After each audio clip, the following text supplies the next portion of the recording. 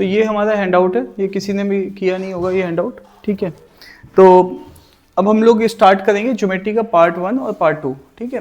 Geometry हमारे पास अगर हम लोग बात करेंगे तो आज वाली क्लास में हम लोग पढ़ेंगे लाइन्स एंड एंगल्स, ट्रायंगल्स, फिर नेक्स्ट क्लास में हम लोग पढ़ेंगे ट्रायंगल्स, क्वाड्रिलेटरल, उससे अगली क्लास में पढ़ेंगे क्वाड्रिलेटरल, सर्कल, और उसके बाद वाली क्लास में पढ़ेंगे केवल सर्कल का रिमेनिंग और मिसलेनियस क्वेश्चंस। तो 4 क्लासेस लगेंगी आपको पूरा ये ज्योमेट्री खत्म करने में, ठीक है। 4 मतलब 8 घंटे मैं पढ़ाऊंगा, 8 का 10 ही हो जाएगा क्योंकि 2.5 घंटे की क्लास रखेंगे हर ज्योमेट्री की, तो 10 घंटे करीब मैं पढ़ाऊंगा और साथ में मैं आपको हर दिन काम दूंगा जो कि 10 घंटे के बराबर ही होगा। तो 20 घंटे अराउंड सेम उसी लाइंस पे आपको प्रैक्टिस करनी होगी, तो 20 घंटे में हमारी ज्योमेट्री हो जाएगी। उसके बावजूद फिर एग्जाम के जब आप क्वेश्चन उठाएंगे तो आपका 70% ही क्वेश्चन बन पाएंगे, 30% नहीं बन पाएंगे, तो उसके लिए और अपलिफ्टमेंट चाहिए होता है जो आप क्वेश्चन के थ्रू लाएंगे, ठीक है। तो चलें आगे बात करें। मैडम ऑल सेट, ठीक है। चलिए, तो सबसे पहले आज का जो हमारा टॉपिक है वो है, उस टॉपिक का क्या नाम है, लाइन्स एंड एंगल्स। तो यहां पे देख लीजिएगा, आपको लाइन्स एंड एंगल और ट्रायंगल में पढ़ना क्या है, ये आपका सिलेबस है, ये हम पढ़ेंगे। ये लाइन्स एंड एंगल है, टाइप्स ऑफ एंगल है, सप्लीमेंट्री, कॉम्प्लीमेंट्री, पैरेलल लाइंस के ऊपर बेस्ड एंगल्स और थ्योरम्स हैं, ठीक है। उसके बाद जब हम ट्रायंगल्स पे जाएंगे तो ट्रायंगल की general properties, classification, geometric centres, ठीक है। हम लोग आज यहां तक बात करेंगे, जो भी हम लोग बात करेंगे वो यहां तक करेंगे, ठीक है। तो जो भी हमारी आज बातचीत होने वाली है वो यहां तक होने वाली है, ठीक है। और एरिया ऑफ ट्रायंगल, कॉन्ग्रुएंसी और सिमिलरिटी हम लोग नेक्स्ट क्लास में फॉलो करेंगे, ठीक है। तो आज हम लोग ये सारे पॉइंट्स कंप्लीट करके जाएंगे, ठीक है। That's all clear. तो चलिए स्टार्ट करते हैं। सबसे पहले टाइप्स ऑफ एंगल्स देख लेते हैं, ठीक है। अब आप देखिएगा ध्यान से, ये आपके पास, अब इनमें सब में पॉइंट्स हैं, लेकिन बस आपको जितनी बातें पता होनी चाहिए। ऐसे तो ज्योमेट्री इनफाइनाइट हो जाएगी, 50 घंटे लोग भी पढ़ा रहे हैं, लेकिन आप 50 घंटे पढ़ने के बाद फिर क्या पढ़ेंगे और क्या प्रैक्टिस करेंगे। और मैंने देखा है हर साल बच्चे जो कि जिनको कि 10 घंटे पढ़ा दो, 10 घंटे का असाइनमेंट दे दो, तो 20 घंटे में एग्जाम भी क्लियर कर पा रहे हैं, ठीक है। तो यहाँ पे ध्यान देने वाली बात है कि आपके पास टाइप्स ऑफ एंगल कौन से हैं। ये एंगल देखो कौन सा है, 90 से कम है, तो इसको क्या बोलते हैं, एक्यूट एंगल, है ना। जो एंगल किससे कम हो, है ना, जिसका थीटा लेस देन 90 हो, ठीक है, ऑब्वियस है, वो क्या कहलाएगा, एक्यूट एंगल, ठीक है। आगे आ जाइए, और जिसका एंगल कितने डिग्री का हो, है ना, 90 डिग्री का हो, तो उसको राइट एंगल ट्रायंगल भी बोलेंगे, है ना।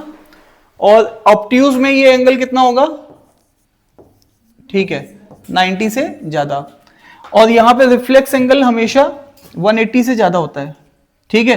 तो यहां पे theta is always greater then 180, इसको रिफ्लेक्स एंगल बोलते हैं, थीटा, ठीक है। अंदर वाला जो है अगर ये है तो ये रिफ्लेक्स एंगल है, ठीक है। ये थीटा है तो ये थीटा आर है, तो रिफ्लेक्स एंगल हमेशा 180 से ज्यादा। स्ट्रेट लाइन एंगल आप जानते हो कि किसी भी स्ट्रेट लाइन एंगल का सम क्या होता है, 180 डिग्री। इसके ऊपर भी, बल्कि इस पे पॉइंट पे भी क्वेश्चंस एग्जाम में आए हुए हैं, ठीक है। तो ये आपके पास क्या है, संभाल पा रहे हो, ठीक है। तो ये आपके पास पॉइंट्स हैं जो आपको पता होने चाहिए कि एंगल्स इतने होते हैं। बनाते हुए चलो फटाफट, नोट्स कंप्लीट करते हुए चलो, ये नहीं कि पीडीएफ के भरोसे बैठे, फटाफट खींचते चलो, जितने भी पॉइंट्स हैं तुम्हारे नोट्स में होने चाहिए। उसके बाद देखो, हेलो, मैं तुम्हें जितनी भी 4 क्लास में थ्योरी बताऊंगा उसमें सारे पॉइंट होंगे, उसके अलावा तुम्हें एग्जाम में कोई एक्स्ट्रा पॉइंट नहीं चाहिए, इतना कॉन्फिडेंस मैं तुम्हें बिल्कुल 100% से बोल रहा हूं, ठीक है। तो आपको बस मेक श्योर करना है कि सारे नोट्स आप बनाते चलो, ठीक है, क्योंकि ज्योमेट्री में चीजें याद करने वाली ज्यादा हैं, तो आपको सब फटाफट बनाते हुए चलना है, ठीक है। अब ये चीज आपको पता होनी चाहिए, ये थीटा है ना। चलें आगे।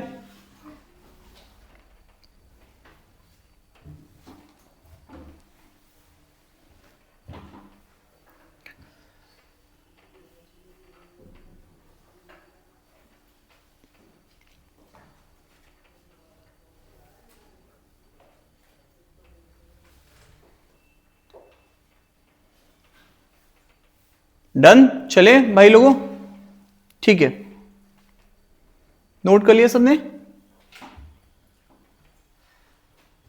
ठीक है। तो ये आपको एंगल पहचानने तो एटलीस्ट आना ही चाहिए। दूसरा,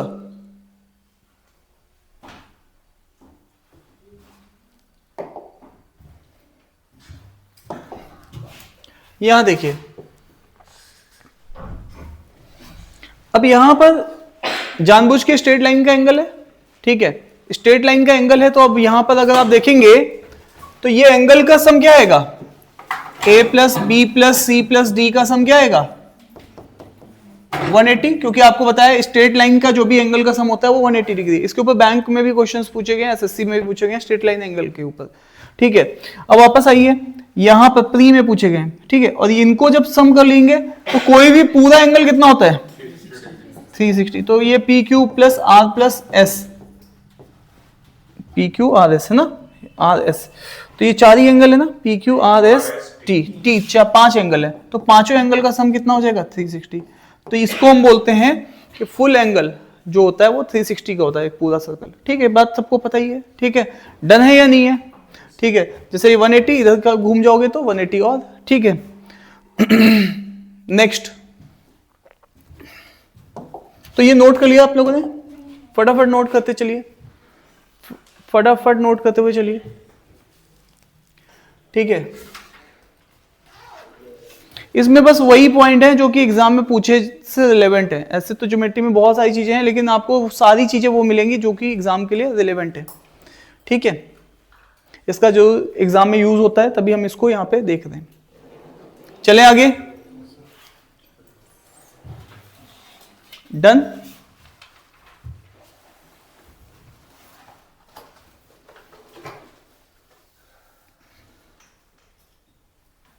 चलिए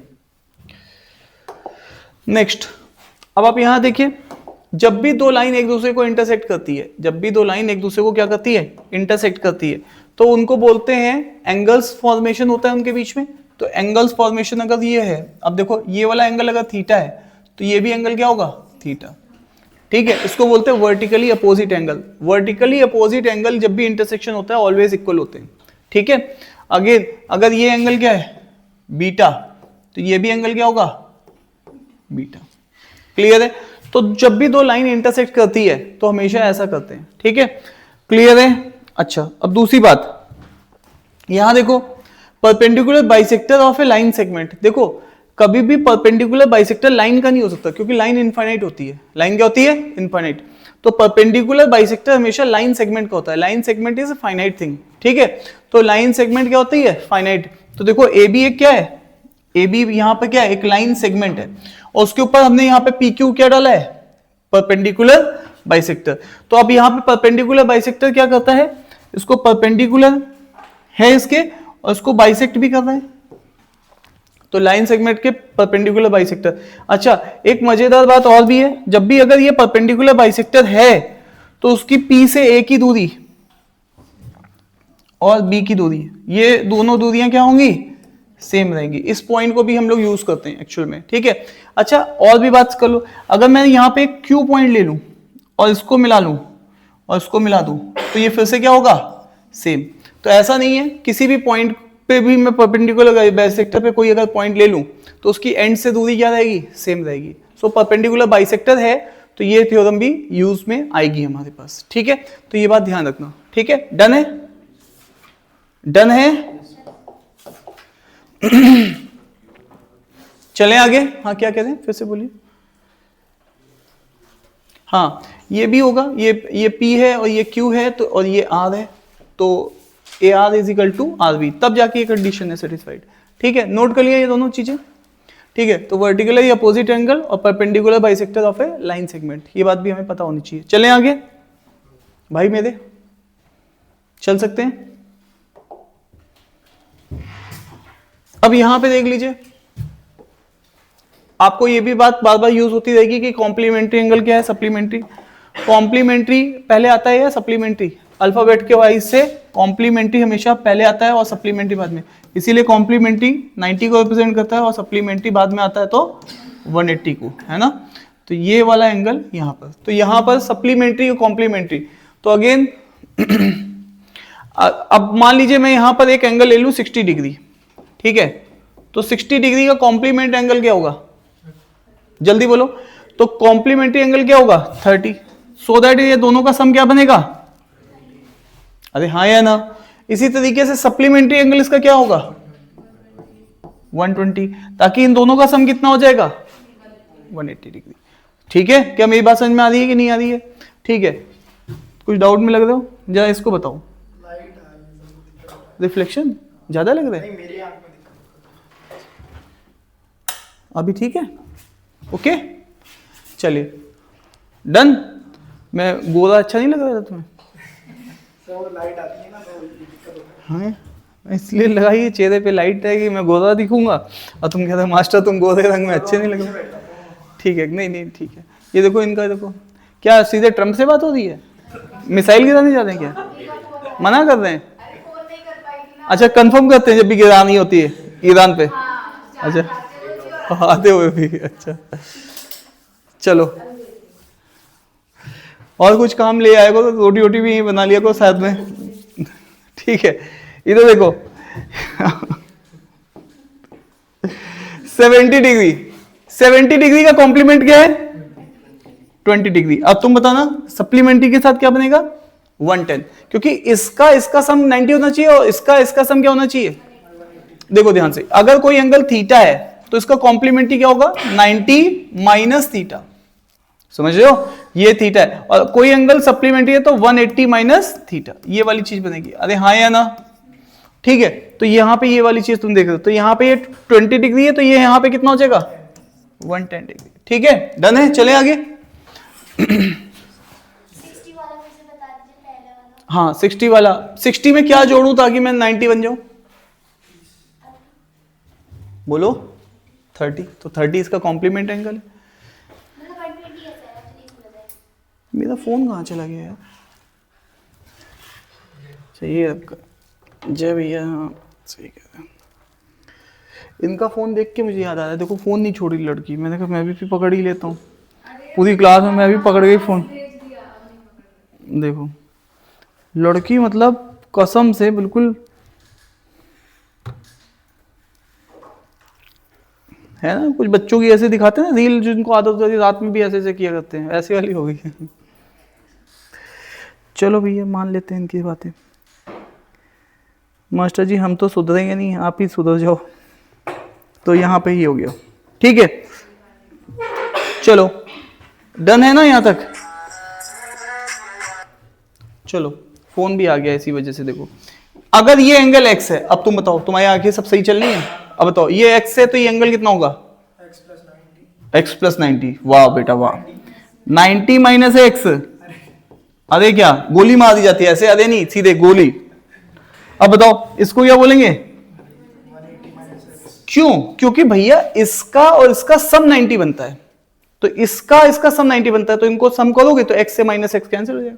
यहां देखो ना, एक थीटा है तो एक 90 माइनस एक, ये वाली बात, ये बात हमें आगे चाहिए होगी, इसलिए मैं बार बार पूछ रहा हूं। ठीक है, ऐसा नहीं है कि तुम्हें, तो ये नोट कर लिया सबने, डन, तो फटाफट नोट करो।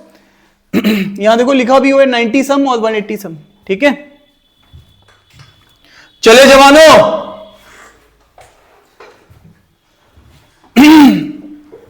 जितनी भी बातें मैंने अभी तक की हैं क्या तुम लोगों को पूरी समझ में आ रही है 100%? चश्मे वाली मैडम समझ में नहीं आ रही है? मैंने 60 वाला 120 नहीं समझ आ रहा मुझे कि कैसे आ रहा। मैं बता देता हूं, 60 के साथ मैं क्या एंगल जोड़ूं ताकि मैं 180 बन जाऊं। सप्लीमेंट्री का सम होता है 180, दो एंगल का सम क्या होता है 180। अगर ये 60 है तो दूसरा एंगल क्या होना चाहिए ताकि वो 180 हो, दोनों का सम 120, दैट्स ऑल। क्लियर? अभी इससे पहले कोई ऐसी चीज तो नहीं थी जो नहीं समझ में? क्लियर? ठीक है, पीछे तुम गुस्से से मत देखो, नाना पाटेकर की स्टाइल में नहीं देखना है ना? चले आगे। होता है जिन्होंने पढ़ रखा है उनको तो ठीक है, जिनको नहीं पता है तो उनको तो पहली बार ही है। चलिए नोट कर लिया ना सब लोगों ने, जल्दी नोट करो, फटाफट खींचो।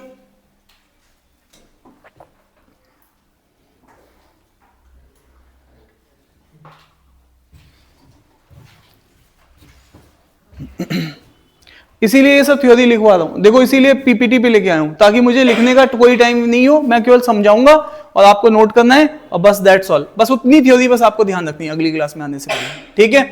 अब मुझे आप बताओ, मैं यहाँ पे एक पेज ऐड कर रहा हूँ, ये पूरा ब्लैक पेज है, दिख रहा है आपको? अरे हाँ या ना? ठीक है, इसमें भी लोग डाउट से देख रहे हैं, अच्छा ब्लैक ही है क्या? मतलब कसम से ऐसे ऐसे बच्चे बिल्कुल कसम से ऐसे, देखो ये देखो, एक ये लाइन है, एक ये लाइन है, ठीक है। अगर ये दोनों लाइन आपको दिख रही है पैरेलल लाइन है, क्लियर है? हाँ भी कह रही है, देखो देखो हाँ भी कह रही है, हाँ पैरेलल है, ठीक है।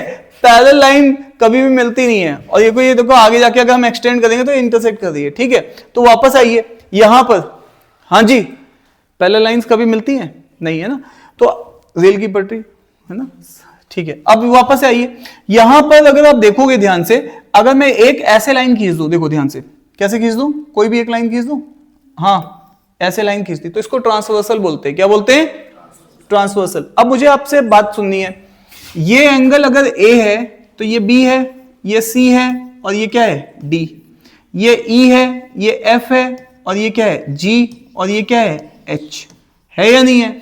इसमें आपको मेरे को बताना है कि कौन कौन से एंगल्स हैं, ठीक है। देखो सबसे पहले एक टाइप के एंगल होते हैं जिनकी आपको जरूरत है करस्पॉन्डिंग एंगल। किसकी जरूरत है? Corresponding angle. करस्पॉन्डिंग एंगल आपको ढूंढने हैं। देखो करस्पॉन्डिंग एंगल क्या होते हैं? एक जैसे होते हैं। अगर एक लाइन के ऊपर है तो दूसरा भी लाइन के ऊपर होना चाहिए, एक लेफ्ट है तो दूसरा भी लेफ्ट होना चाहिए। तो करस्पॉन्डिंग का मतलब होता है करस्पॉन्डिंग, है ना। तो अब यहां पे देखो, ये लाइन के ऊपर है ना ये, और ये भी लाइन के ऊपर है, ये भी लाइन के क्या है? लेफ्ट में, और ये भी क्या है? लाइन के लेफ्ट में। तो ए और ई कैसे एंगल है? करस्पॉन्डिंग पेयर है। अरे यस या नो? अब इसी तरीके से तुम्हें देखना है, डी और एच भी क्या है? करस्पॉन्डिंग। ये लाइन के नीचे, ये लाइन के, तो डी और एच भी कैसे हैं? करस्पॉन्डिंग। तो तुम्हें ये एंगल्स पता होने चाहिए कि कौन से करस्पॉन्डिंग एंगल्स होते हैं, ठीक है। अब इसी तरीके से बी और एफ कैसे एंगल है? जल्दी जल्दी बोलो। हाँ भाई, बी और एफ कैसे एंगल है? करस्पॉन्डिंग। लाइन के ऊपर ये भी। सी और जी भी कैसे एंगल है? करस्पॉन्डिंग। क्या करस्पॉन्डिंग एंगल पहचानना सीख गए हो? ठीक है। यहां पर करस्पॉन्डिंग एंगल इक्वल नहीं होते, लेकिन अगेन जब मैं अगले वाले केस में जाऊंगा, जब मैं इन लाइन को क्या ले लूंगा? पैरेलल ले लूंगा, तब करस्पॉन्डिंग एंगल इक्वल हो जाते हैं। तब करस्पॉन्डिंग एंगल क्या होते हैं? इक्वल। नॉन पैरेलल में इक्वल नहीं होते, ठीक है। तो ये करस्पॉन्डिंग एंगल होते हैं। उसके बाद हेलो, करस्पॉन्डिंग एंगल के अलावा ये बात समझ में आ गई है, ठीक है। अब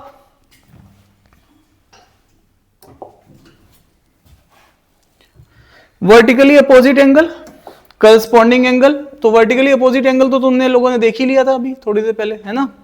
और alternate interior angle. Alternate interior angle भी बता देता हूं। 3 एंगल की बात यहां पे कर रहा है, तो इसका मतलब आगे 3 एंगल के ऊपर जनरली क्वेश्चन पूछे जाते हैं। तो अल्टरनेट इंटीरियर एंगल ये क्या होता है? देखो पहचानो, अल्टरनेट इंटीरियर एंगल क्या होता है? अल्टरनेट इंटीरियर एंगल क्या मतलब?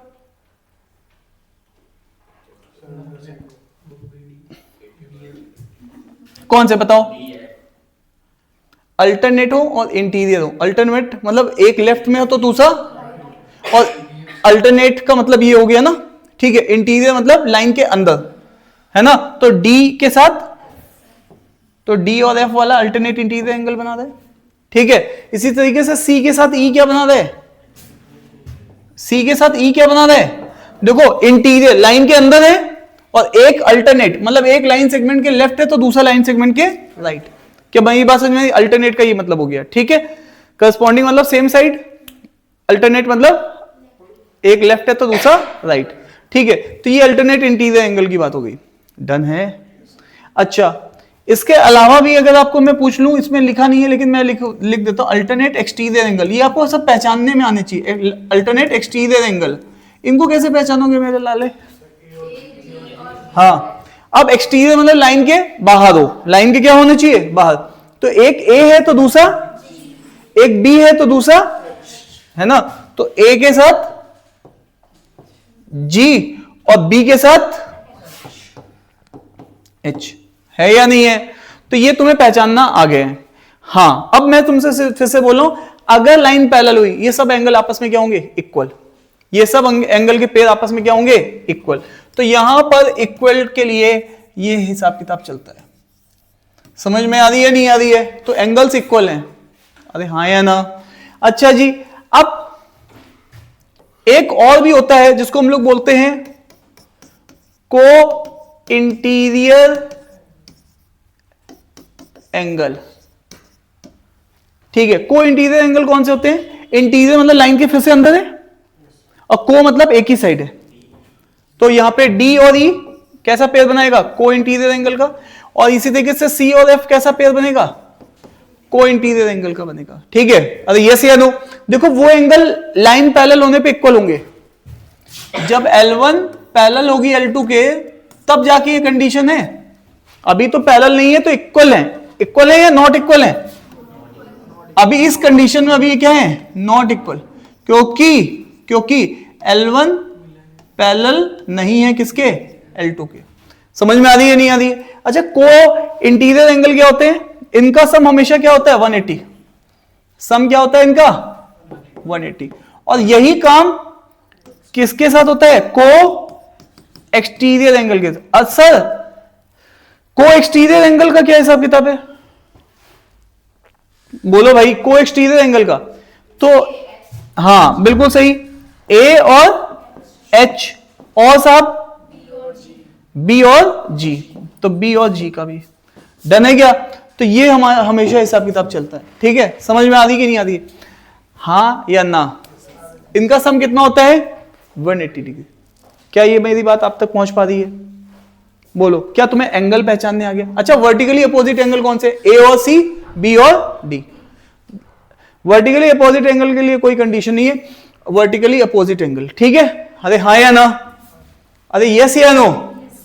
वापस आओ। तो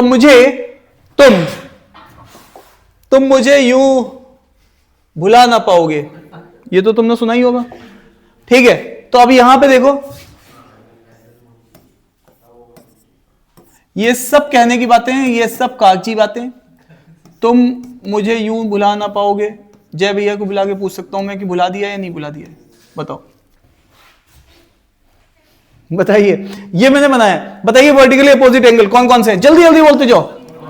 1 3 2 4, ये हमेशा आपस में क्या होते हैं? बराबर। ठीक है, और 5 7, ये सब देखना तुम भूल जाओगे, कसम खा रहा हूं मैं तुम्हें दूसरी क्लास में पूछूंगा, तुम भूल रहे होगे। और अभी तुम्हें लग रहा है इसमें है ही क्या, और तुम भूलोगे। मैं अभी बता रहा हूं तुमको। ठीक है, करस्पॉन्डिंग एंगल जल्दी बोलते जाओ, क्योंकि ये पैरेलल लाइंस की बात है। तो अब बताओ, 2 = 6 लिखू ना? ठीक है, और जल्दी जल्दी बोलते जाओ। 1 5 के बराबर है, और हाँ जी 4 8 के बराबर है, 3 7 के बराबर है। जल्दी जल्दी बोलो, और कुछ बचा? नहीं। बताइए अल्टरनेट इंटीरियर एंगल, जल्दी जल्दी बोलो, गलत लिख दूंगा नहीं तो। 4, देखो इंटीरियर मतलब लाइन के अंदर होने चाहिए, और अल्टरनेट मतलब एक इधर हो लेफ्ट लाइन के तो दूसरा। तो 4 = 6 और 3 = 5। क्या तुम्हें अब सीख गए हो ना? पक्का ना? देखो सिखा दिया ना, सीख गए ना? याद रखना, इसको नोट कर लो। जब लाइंस पैरेलल होती है तब ऐसी कहानी होती है, L is parallel to M, तब ये इक्वल होते हैं। Vertically opposite angle, corresponding angle, alternate interior angle. ठीक है, तो ये मैंने तुम्हें एंगल पहचानने सिखाए। तो साहब मुझे लग रहा है कि शायद थोड़ा थोड़ा तुम अब समझदार हो गए हो।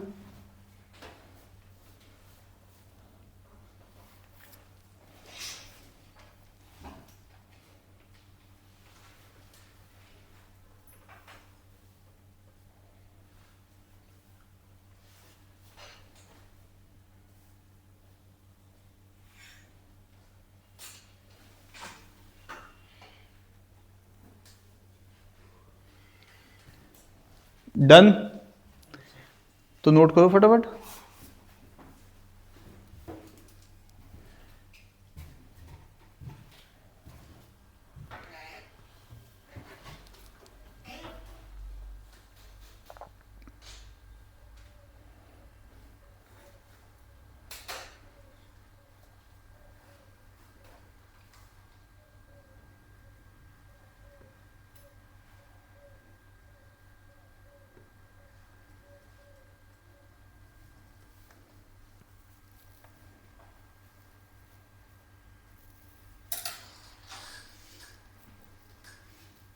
चलें, एक बेसिक प्रोपोर्शनलिटी थ्योरम होती है। क्या होती है? बेसिक प्रोपोर्शनलिटी थ्योरम, बीपीटी, वो भी काफी यूज होती है, तो उसको भी देख लेते हैं, ठीक है, साथ ही के साथ। ठीक है, चलें आगे। तो लाइंस एंड एंगल में जो भी इंपॉर्टेंट चीजें थी वो ये एंगल्स हैं, बस नाम ही बता रहा है, लाइंस और एंगल्स। एंगल्स के टाइप्स पहचानने आने चाहिए, कौन कॉरस्पॉन्डिंग है, क्योंकि वो इक्वल हो जाएंगे अगर लाइन पैरेलल होगी। चलिए नोट कर लिया ना सबने? चलें आगे। तो इसको बोलते हैं basic proportionality theorem. Basic proportionality theorem. तो साहब इस थ्योरम में क्या है? इस थ्योरम में खास बात यह है कि यहां पर अगर मैं ये लिखूं, ये सब लाइन देखो एक दूसरे के पैरेलल हैं। बेसिक प्रोपोर्शनलिटी थ्योरम का मतलब क्या है? ये देखो ये लाइन इसके पैरेलल है, L is parallel to M, M is parallel to N। मैं एक और भी लाइन खींच सकता हूं, 4 भी लाइंस होती है कई बार, ठीक है। तो लेट अस अज्यूम कि मैं एक लाइन और भी खींच देता हूं यहां पे। तो यहां पर अब क्या हो जाएगा? अब आप देखिएगा ध्यान से, ABCD और PQRS, ठीक है। लेट अस अज्यूम एक ये लाइन भी होगी, ये LMNO, और एक लाइन और पैरेलल है जो कि किसके पैरेलल है? O के, ठीक है। तो यहां पर अगर मैं लिखता हूं AB बाई BC, तो उधर भी पकड़ो AB तो PQ है ना, PQ बाई क्या लूंगा? BC, तो ये क्या आ जाएगा? QR। और भी इस चीज को लिख सकता हूं AB बाई, ध्यान से देखना, AB बाई AC भी ले सकता हूं, तो उधर भी क्या लेना पड़ेगा? PQ by PR। गलती बोलना, ठीक है। अरे डन है क्या? तो मैं कोई सा भी अगर इधर जो पकड़ूंगा वही चीज उधर पकड़नी पड़ेगी। कई बार मेरे पास यहाँ पे इनकी वैल्यूज होगी, इसकी वैल्यू होगी, कुछ ऐसे करके क्वेश्चंस आते हैं, ठीक है। अभी आगे क्वेश्चंस करेंगे तो आपको आइडिया लग जाएगा। तो ये थ्योरम्स आपको पता होनी चाहिए, ठीक है। जो इधर, जो तेरा हाल इधर चल रहा है वही मेरा हाल इधर चल रहा है। हर्षित, चल रहा है या नहीं चल रहा है? चले भाई लोगों, तो इसको बोलते हैं basic proportionality theorem, BPT.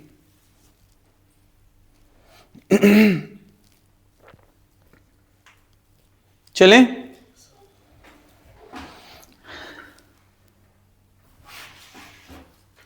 Done.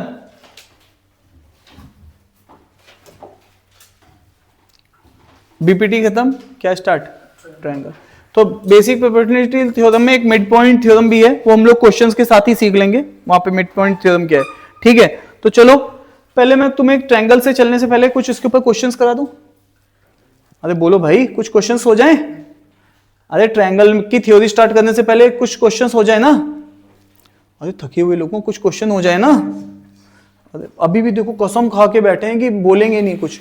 Master तुम बोलते जाओ, हम कुछ बोलेंगे नहीं, क्वेश्चन तुम ही करो बैठ के, ऐसा लग रहा है। हाँ भाई चलिए, तो ये जो भी अभी थ्योरी तुमने सीखी है थोड़े से, उसके ऊपर क्वेश्चंस देखने जा रहे हैं, ठीक है। चलें, बताइए, जल्दी जल्दी बताते चलो।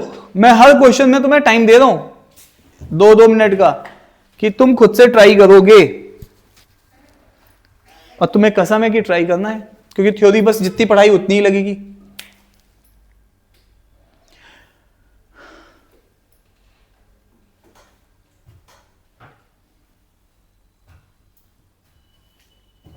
तो देखो इट्स मेजर बोला, कोई भी एक एंगल है इट्स मेजर, तो मेजर एंगल मान लो थीटा है। कितना है? थीटा है। उसका सप्लीमेंट्री चाहिए, तो थीटा का सप्लीमेंट्री क्या होगा? 180 माइनस थीटा। ये उसकी क्या है? चाहत है कि ये बताओ। इसके साथ इसने क्या बताया? Whose complement is 3.5 time. Complement इस थीटा का क्या होगा? इस थीटा का कॉम्प्लीमेंट एंगल क्या होता है? 90 माइनस थीटा, यही तो होगा।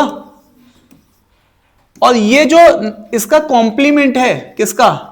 जो मेजर्ड एंगल थीटा था उसका कॉम्प्लीमेंट है, वो कह रहा है 3.5 टाइम्स। 3.5, यही तो हुआ। बोलो 3.5। पूछ रहा हूं मैं। तो तो यहां पर 3.5 टाइम्स ऑफ इट्स मेजर, और मेजर कितना था? थीटा। क्या मेरी बात समझ में आ रही है? ये देखो लाइन पढ़ो जैसा पढ़ा बोला गया, देखो जल्दी से, जो तुम बोल रहे हो मैंने वही चीज लिखी है, जल्दी से ट्राई करो। इसको तो जानते हो ना सॉल्व करना। ये कितना आ जाएगा? 7/2 थीटा, और ये क्या है? 90 माइनस थीटा। इसको इधर लेके आओ तो 7/2 थीटा प्लस थीटा, और उधर कितना बचा है? 90। तो इसको एलसीएम ले लोगे तो 2 यहां पे आ जाएगा, 7 और 2 9 थीटा। अरे बोलो भाई, और ये 90 हो जाएगा। 9 से ये कितने टाइम जाएगा? 10।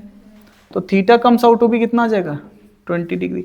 अगर थीटा 20 है तो हमसे 180 माइनस थीटा पूछा है, दैट इज 160 डिग्री मेरा आंसर है। हाँ या ना? तो मेक श्योर कि जैसा बोला जाएगा वैसा करेंगे। देखो उसने सबसे पहले बोला इट्स मेजर, तो इट्स मेजर का मतलब होता है थीटा। तो थीटा जो है, अब आगे पढ़ो, सप्लीमेंट्री एंगल पूछ रहा है, तो थीटा का सप्लीमेंट्री होता है 1 माइनस थीटा, 180 माइनस थीटा, ये होता है सप्लीमेंट्री एंगल। तो अब थीटा कहां से आए? तो थीटा के लिए उसने कहानी सुनाई कि थीटा का कॉम्प्लीमेंट जो है, मतलब इस वो एक्चुअल में थीटा के 3/1/2 के बराबर है। तो दैट इज ऑल अबाउट। तो ये घुमा फिरा के दे रहा है और सीधे सीधे नहीं दे रहा है। किसी को कोई डाउट है तो मैं फिर से बता सकता हूं, बताइए। कितने लोग कहते हैं ये प्रॉब्लम क्लियर हो गई है? Raise your hand. 2 ही लोगों को क्लियर हुई है पीछे, इधर की सारी जनता को क्लियर है? कोई डाउट है? फिर से रिपीट कर दूं? रिपीट कर दूं?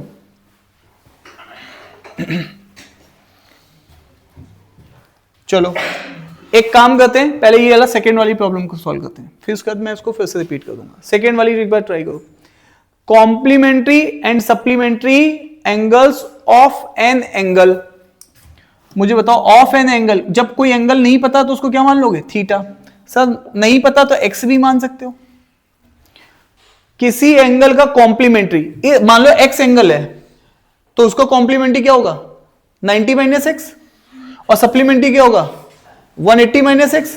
तो ये चीज कह रहा है कॉम्प्लीमेंट्री और सप्लीमेंट्री का जो रेशियो है वो कितना है? इस एक्स का कॉम्प्लीमेंट्री क्या होगा? 90 माइनस एक्स, और सप्लीमेंट्री क्या होगा? 180 माइनस एक्स। क्या ये बात तो पहले तो समझ लो, ये तो डेफिनेशन है। क्रॉस मल्टीप्लाई करोगे तो कितना आ जाएगा? 270 माइनस 3x, और इसको क्रॉस मल्टीप्लाई करोगे तो 180 माइनस एक्स। डन है। अब इसको इधर लेके आओ तो ये कितना बचेगा? 90, और उसको उधर भेज दो तो कितना बचेगा? 3x माइनस एक्स, तो दैट इज 2x। तो 2x इज इक्वल टू 90, तो x comes out to be 45 degree. अब बताओ, अब तुमसे कॉम्प्लीमेंट्री और सप्लीमेंट्री की डेफिनेशन याद नहीं होती क्या? अगर कोई एंगल थीटा 20 है तो उसका कॉम्प्लीमेंट्री 70 है, तो कैसे लिखते हो 70? 90 माइनस 20, तो 90 माइनस थीटा या 90 माइनस एक्स। हाँ या ना? डन है भाई लोगों? तो इसको ध्यान रखो, ठीक है। चलें आगे। चलें आगे। अगर ऊपर वाले भी क्वेश्चन को पढ़ोगे तो वो डेफिनेशन है और कुछ नहीं है। इट्स मेजर मतलब x मान लो, जो भी मेजर है, तो 180 माइनस एक्स की वैल्यू पूछी थी। तो अब मैं कैसे लेके आऊं x? तो उसने बोला है कि जो एंगल है उसका 3.5 वो कॉम्प्लीमेंट्री के बराबर है। तो कॉम्प्लीमेंट्री होता है x 90 माइनस एक्स, ये चीज यहाँ पे। तो इसको सॉल्व किया, यहाँ से x आ गया। सो स्ट्रेट फॉरवर्ड क्वेश्चंस थे ये, ठीक है।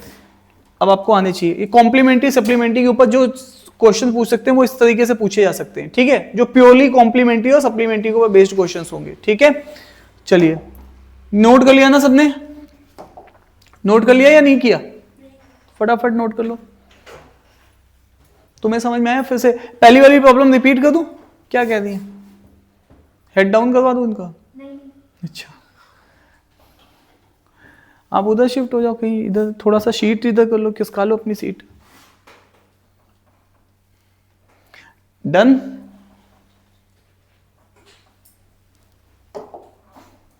अब इधर आइए, इस क्वेश्चन को ट्राई करिए। देखिए मैंने पहले क्वेश्चन में इसे किया, अब आप दूसरे क्वेश्चन को ट्राई करिए।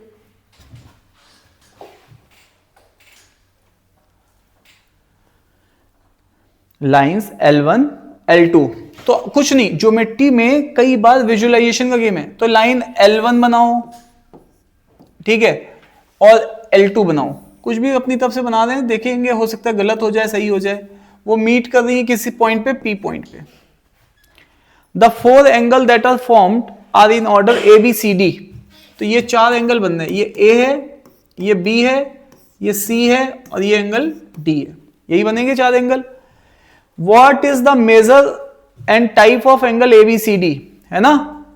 If angle D is 85। अब बताओ ध्यान से, ये यहां पे D एंगल बता रहा है। If angle D is, option नहीं है, 3 टाइप के क्वेश्चंस हैं, ये 3 क्वेश्चंस हैं, इनके लिए आपको आंसर बताने हैं बाकी एंगल्स के, ठीक है।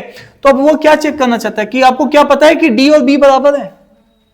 D और B क्यों बराबर है, वर्टिकली अपोजिट एंगल। तो D और B बराबर है, और D अगर 85 है तो B भी क्या होगा 85। और मजे की बात क्या है, ध्यान से देखो, अगर D तुम्हारे पास 85 डिग्री है, ध्यान से देखो, D और A एक सप्लीमेंट्री एंगल है। Angle in a straight line क्या होता है, सप्लीमेंट्री एंगल होता है, क्लियर है। तो सप्लीमेंट्री एंगल है, तो इस वाली केस में क्या बनेगा, A और D इज इक्वल टू 180 डिग्री। होता है नहीं होता है, क्लियर है, बताइए। डन।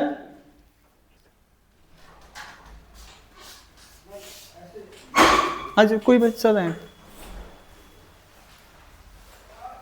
आ जाइए, बैठ जाइए, ये भी बैठ जाइए, एक सीट इधर किस तक चाहिए आप।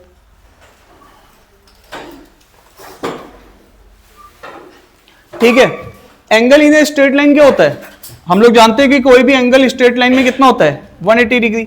तो ये वाला एंगल अगर हमारे पास क्या है, ये वाला एंगल हमारे पास अगर 85 डिग्री है, तो बचा हुआ ये वाला एंगल कितना होगा, बोलो यार 95 ना।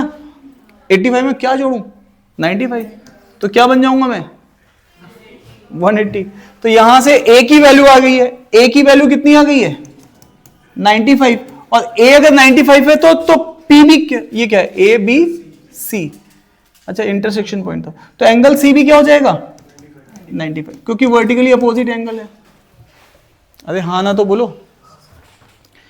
अब बस इसी तरीके से इसको निकालो, उसको निकालो। अब ये बता रहा है 105, ये किसकी बात कर रहा है, D एंगल कितना है 105, ठीक है। डन हो गया ना। अब तो कर सकते हो, अगर D 105 है तो B भी कितना होगा, वर्टिकली अपोजिट एंगल, तो B भी कितना होगा 105। और अगर ये 105 है तो बचा हुआ ये A एंगल कितना होगा, क्योंकि एंगल इन स्ट्रेट लाइन है ये, तो ये कितना है, अरे बोलो 75। अगर ये 75 है तो वर्टिकली अपोजिट एंगल C भी क्या होगा। क्या आपको मेरी बात यहां तक पहुंच पा रही है, अरे डन है क्या, ठीक है। तो that's all about this question, ठीक है। अब यहीं से आप देखिए एक्यूट एंगल, अब तो ये तो यहां पे क्या करें, एक्यूट एंगल क्या होता है 90 से कम, 90 से कम। अब अगर एंगल आपका 90 से कम है तो क्या बोलोगे भाई, अब क्या करोगे, तो तुम्हें एग्जैक्ट वैल्यू तो मिलेगी नहीं, तुम्हें क्या बताना पड़ेगा,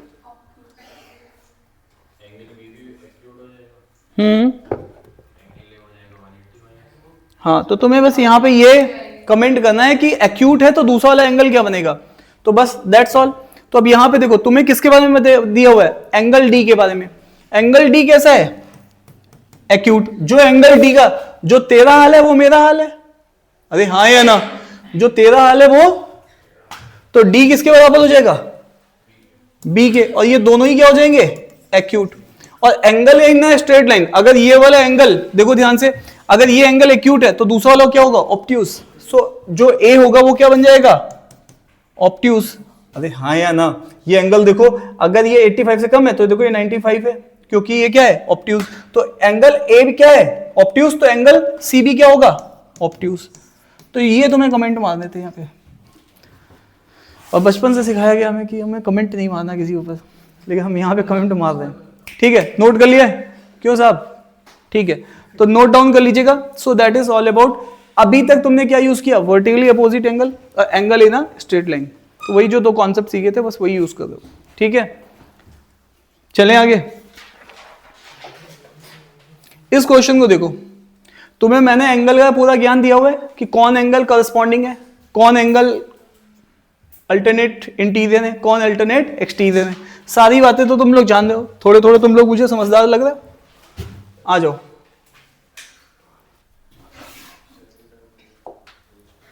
चलिए ट्राई करो, फटाफट सारे एंगल जानते हो, कौन किसके बराबर है।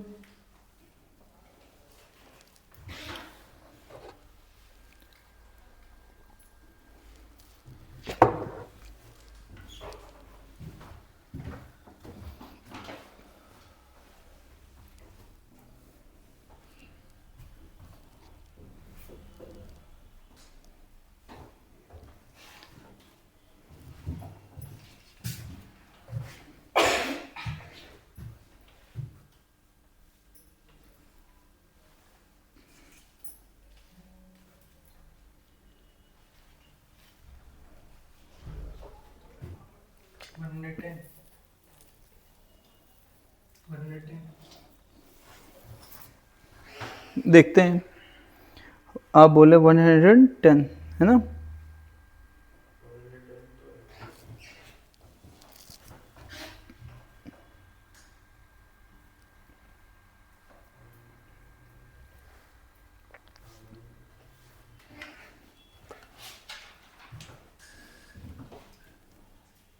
देखो जब भी लाइंस पैरेलल होती है 7 times angle of 2 is equal to the 11 times the angle of 4। यही है ना, मतलब ये बोल रहे वो what is the measure of angle 7, और एंगल 7 का मेजर पूछ रहा है मेरे से, ठीक है। अब भाई मेरे यहां पे देखो 2 और 4 को रिलेट कर रहा है, और आप जानते हो 2 और 4 का सम कितना होता है, बोलो 2 और 4 का सम कितना होता है 180। 2 और 4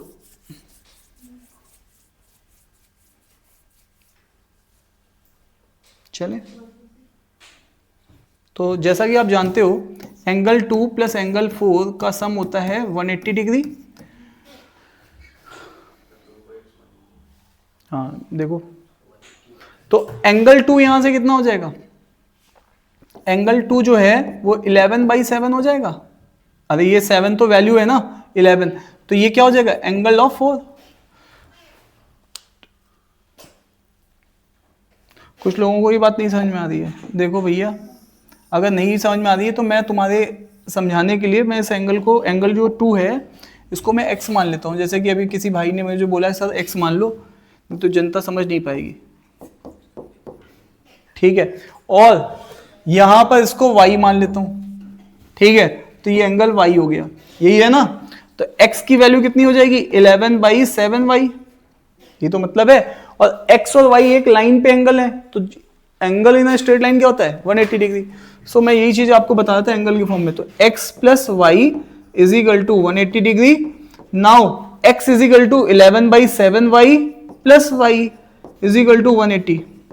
यहां से y निकल जाएगा, कैसे निकलेगा, पूरे इक्वेशन को मैं 7 से मल्टीप्लाई कर दूं तो ये कितना है 11/7y, x निकाल लेता एलसीएम, चलो ठीक है।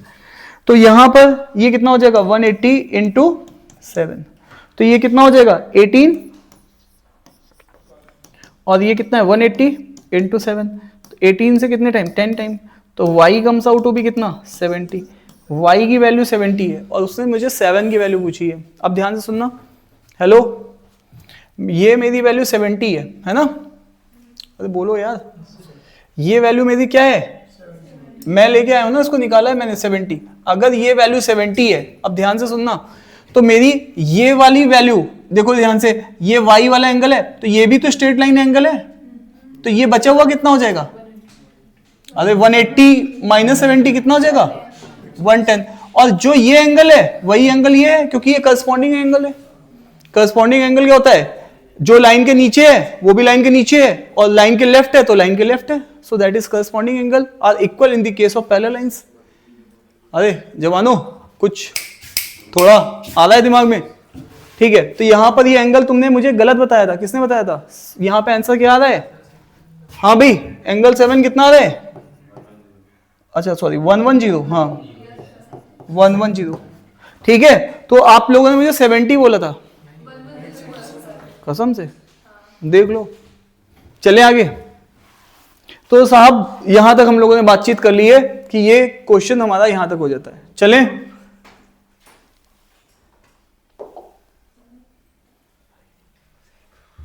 अच्छा पीछे वाले ये क्वेश्चन कितने लोगों को क्लियर हो गया है? Raise your hand. सबको आ गया ना?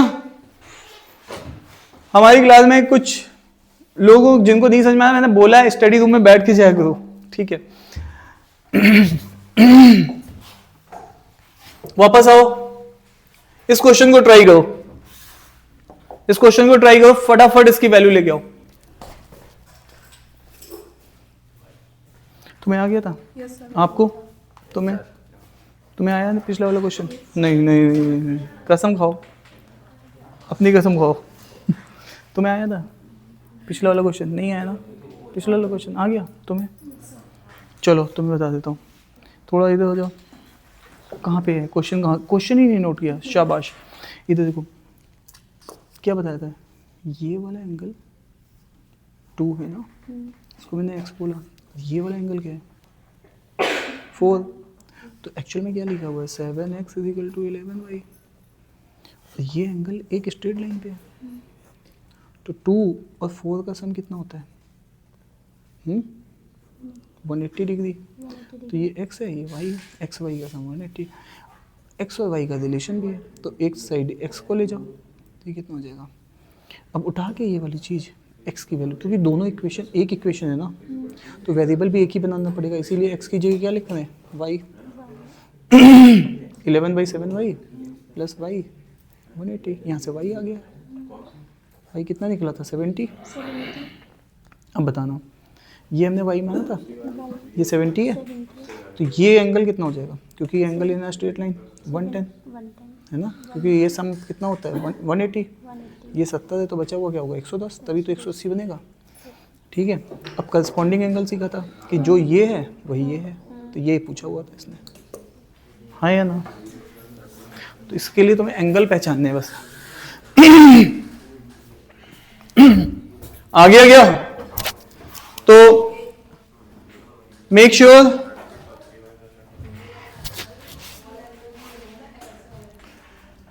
हेलो जी, क्या ये करस्पॉन्डिंग एंगल है?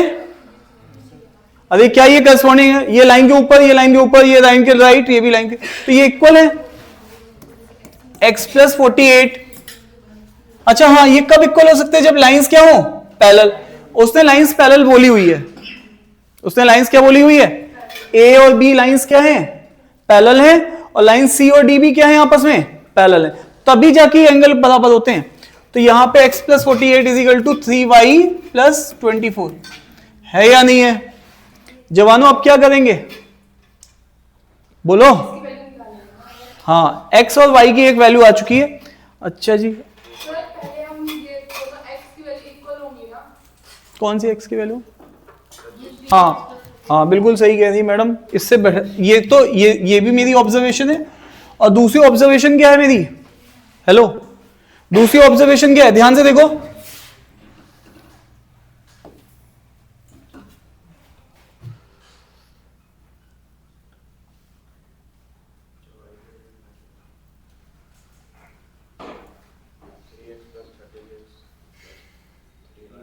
सुनिए नहीं रहे तुम लोग यार। देखो ध्यान से देखो, इधर ये लाइन इस लाइन के पैरेलल, डन। तो तुम्हें करस्पॉन्डिंग एंगल क्या ऐसे सोचने आते हैं? देखो ये देखो, जो ये एंगल होगा वही ये एंगल होगा। अरे हाँ ना तो बोलो। ये दो लाइन करस्पॉन्डिंग एंगल है, तो जो ये एंगल होगा वही एंगल ये होगा, क्योंकि ये भी तो पैरेलल लाइन है, ठीक है। अरे हाँ या ना? तो ये भी एंगल कितना हो जाएगा? x + 48। अब दूसरी बात और भी सुन लो, ये एंगल और ये एंगल वर्टिकली अपोजिट है, vertically opposite angle always equal. तो ये एंगल = ये वाला एंगल। अभी हमने दूसरी पहले देखिए, ये को इंटीरियर एंगल है, ये लाइन के देखो अंदर है और प्लस क्या है, दोनों राइट ऑफ साइड में है या लेफ्ट ऑफ साइड में है, तो उसका सम क्या होता है 180 डिग्री। को इंटीरियर एंगल को एक्सटीरियर एंगल का सम 180 होता है। करस्पॉन्डिंग और अल्टरनेट एंगल्स इक्वल होते हैं, ये सब बात मैंने स्टार्टिंग में बताई थी तुमको, ठीक है। तो इन दोनों का सम कितना हो जाएगा 180। अच्छा, इस क्वेश्चन को करने के हो सकता है कि 10 तरीके हो, ये कुछ और तरीके से, तो मेरे को जो क्लिक करेगा मैं वैसे बनाऊंगा, ठीक है। बस हमें एंगल का हिसाब किताब, थ्योरम सही लगानी है। तो इसको इन दोनों का सम कर लो, x प्लस 48 और 3x plus 36 is equal to 180 degree. तो ये कितना हो जाएगा 4x, 48 और 36 कितना होता है, अरे भाई भूपेंद्र जी 48 और कितना हो जाएगा 80, 84 और ये कितना है 180, इसमें से माइनस करो, बोलो 96। कुछ बोलोगे आज की डेट में, नहीं बोलोगे। तो x की वैल्यू कितनी हो जाएगी 24, x 24 है। उसने y पूछा है, लेकिन हमसे ने क्या पूछा है y, तो कोई बात नहीं, यहां पे उठा के रख देंगे x को, यहां पे उठा के रख देंगे। 24 48 कितना होता है 72, तो ये आ जाएगा 72 और ये फिर से 24, तो ये तो निपट ही है ना 24 24, ये इसके साथ निपट जाएगा क्योंकि ये दोनों ही 24 है। तो यहां पे क्या बचा 3y इज इक्वल टू 48, तो y comes out to be 16। ये आया था किसी का? तो देखो अब तुम्हें उसने विजुलाइज क्या कराया, तुमने अभी तक ऐसी वाली लाइंस देखी थी, अब उसने ऐसी भी डाल दी, तो इसके लिए भी तुम्हें विजुलाइजेशन होना चाहिए, इसके लिए भी होना चाहिए। अरे हो गया,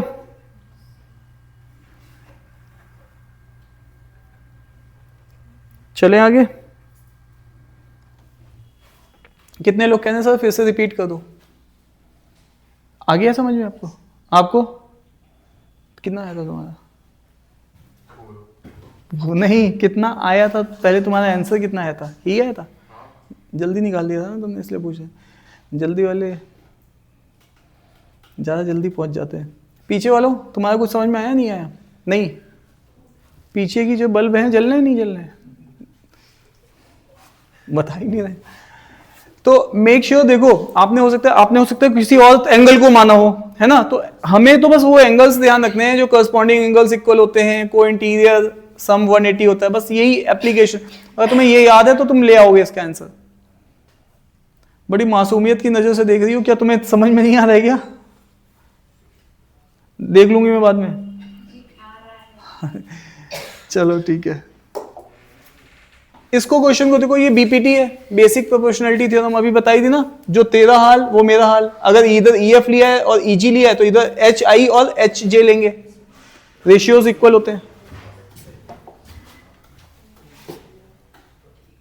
इस क्वेश्चन को ट्राई करो, ऐसे क्वेश्चन एग्जाम में आते रहते हैं। बीपीटी लगाओ, देखो ध्यान से, तुम्हें किसकी किसकी वैल्यू दी है। ईएफ 1.65, ईजी पूरी दे दी है, कितनी दे दी है 6.6। अच्छा 6.6 ईजी पूरी दे दी है, देखो ध्यान से, ये ईजी दे दी है, ये 6.6, ठीक है। अब देखो ध्यान से, अगर तुम यहां पर ईएफ लोगे और ईजी लोगे तो उधर भी बेसिक प्रोपोर्शनलिटी से तुम्हें क्या लेना पड़ेगा, एच आई और एच जे लेना पड़ेगा। लाला पीछे क्लियर? तो ये यहां पर एच जे उसने बता दिया कितना है, एच जे उसने बता दिया कितना है 6.4। तो आ जाइए साहब, 6.4 ये है, 1.65 ये है, क्लियर है? ट्राई करो।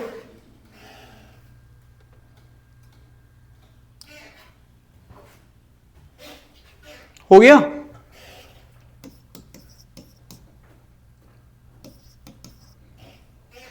तो तुम्हें यहां पे वैल्यू किसकी मिलेगी, एच आई की मिलेगी। किसकी मिलेगी वैल्यू, एच आई की, ठीक है। हेलो, फोन कट किया था ना मैंने आपका। हेलो,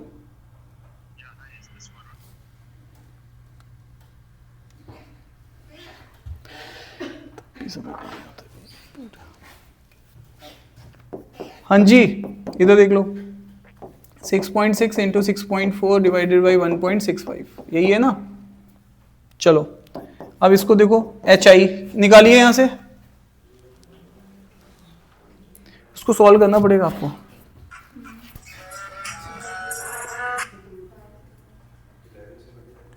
हेलो भैया, फोन कट कर रहा हूँ, कुछ अर्जेंसी है क्या?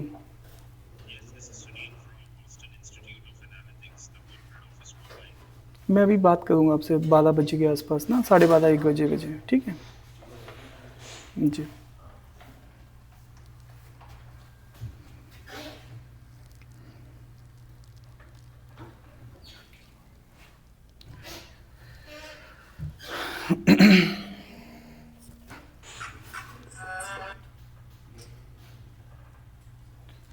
चलिए ट्राई करिए जल्दी से। 1.6 कितना आ रहा है? 1. इसको कर लोगे ना सॉल्व? कैसे जाएगा आपको पता है ना? हाँ 11 से ज्यादा है। 1 पॉइंट कितना आ रहा है? नहीं 1.6 ठीक है, एच आई सही है, क्या दिक्कत है? 6.4 ऊपर मल्टीप्लाई होगा ना, तो 1.65 इंटू 6.4। 11 से इसको किया था ना, हाँ एक जीरो लगा दिया, ये पॉइंट हटा दिया, ठीक है। तो 11 से किया, कितना टाइम गया? 60। और 11 का कितने टाइम आया? 1 और 5, 15 आ गया।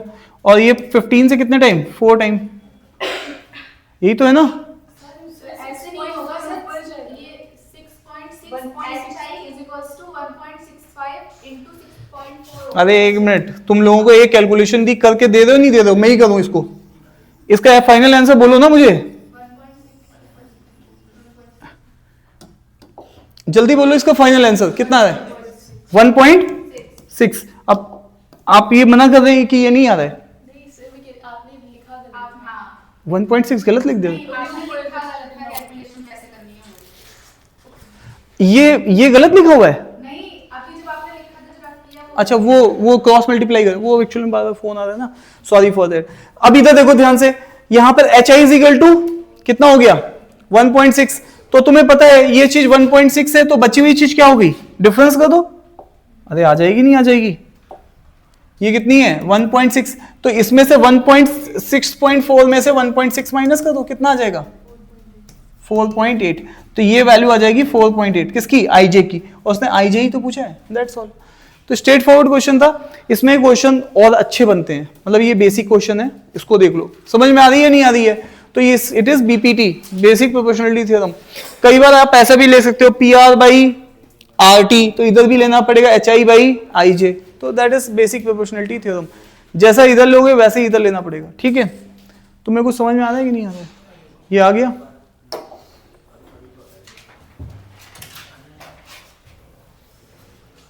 अब ये तो ट्रायंगल स्टार्ट हो गया ना, तो तुम्हें ट्रायंगल पढ़ा देता हूं, चलो। अब लाइंस एंड एंगल्स की बात हो चुकी है। हेलो, लाइंस एंड एंगल्स में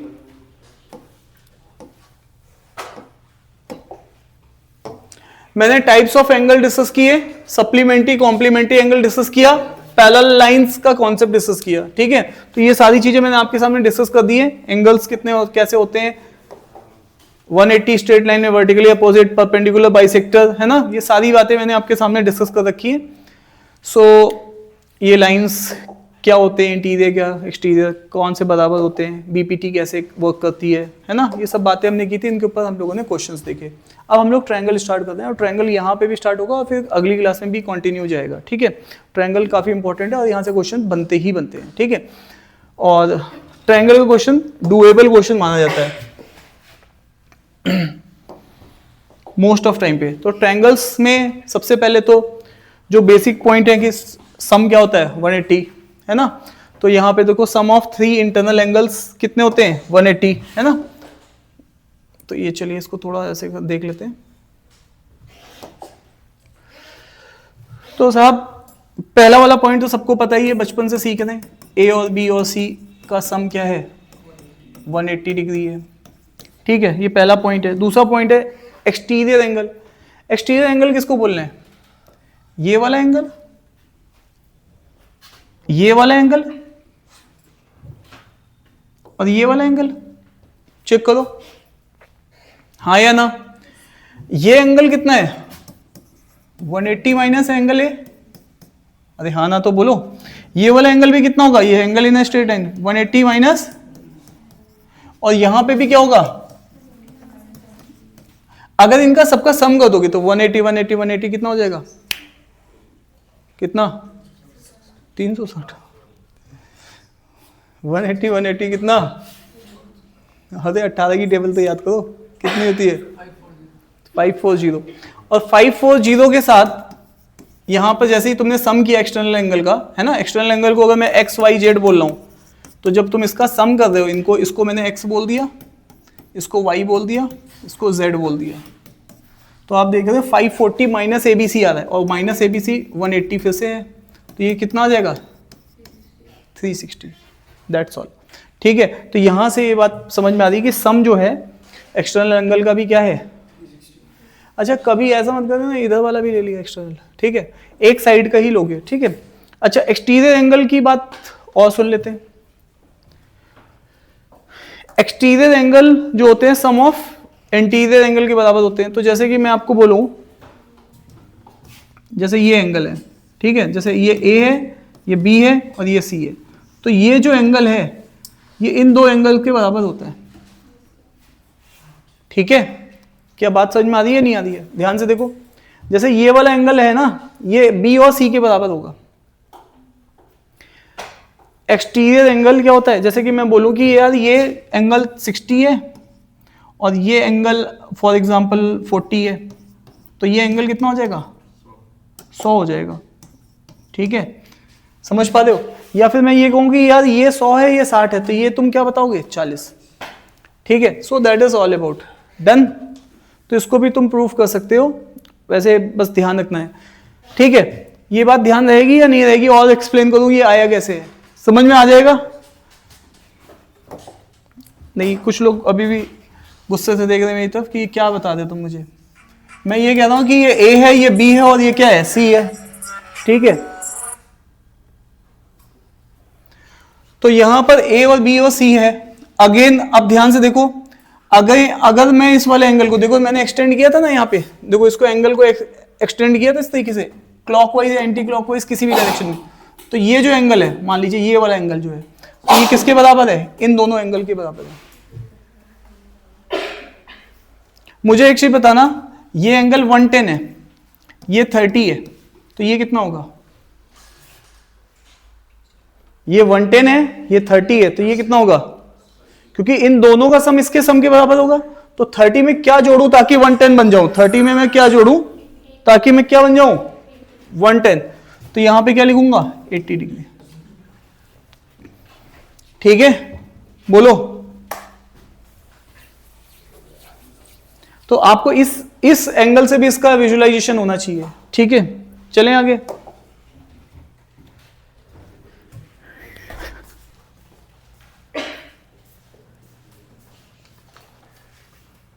अरे बेटा तुम, अरे ये तो खुला भी रह गया। ठीक है, नहीं मेरे को तो अच्छा है, मौका भी देखो, खुला फोन मिल गया मुझे, बंद भी नहीं होता देखो ये।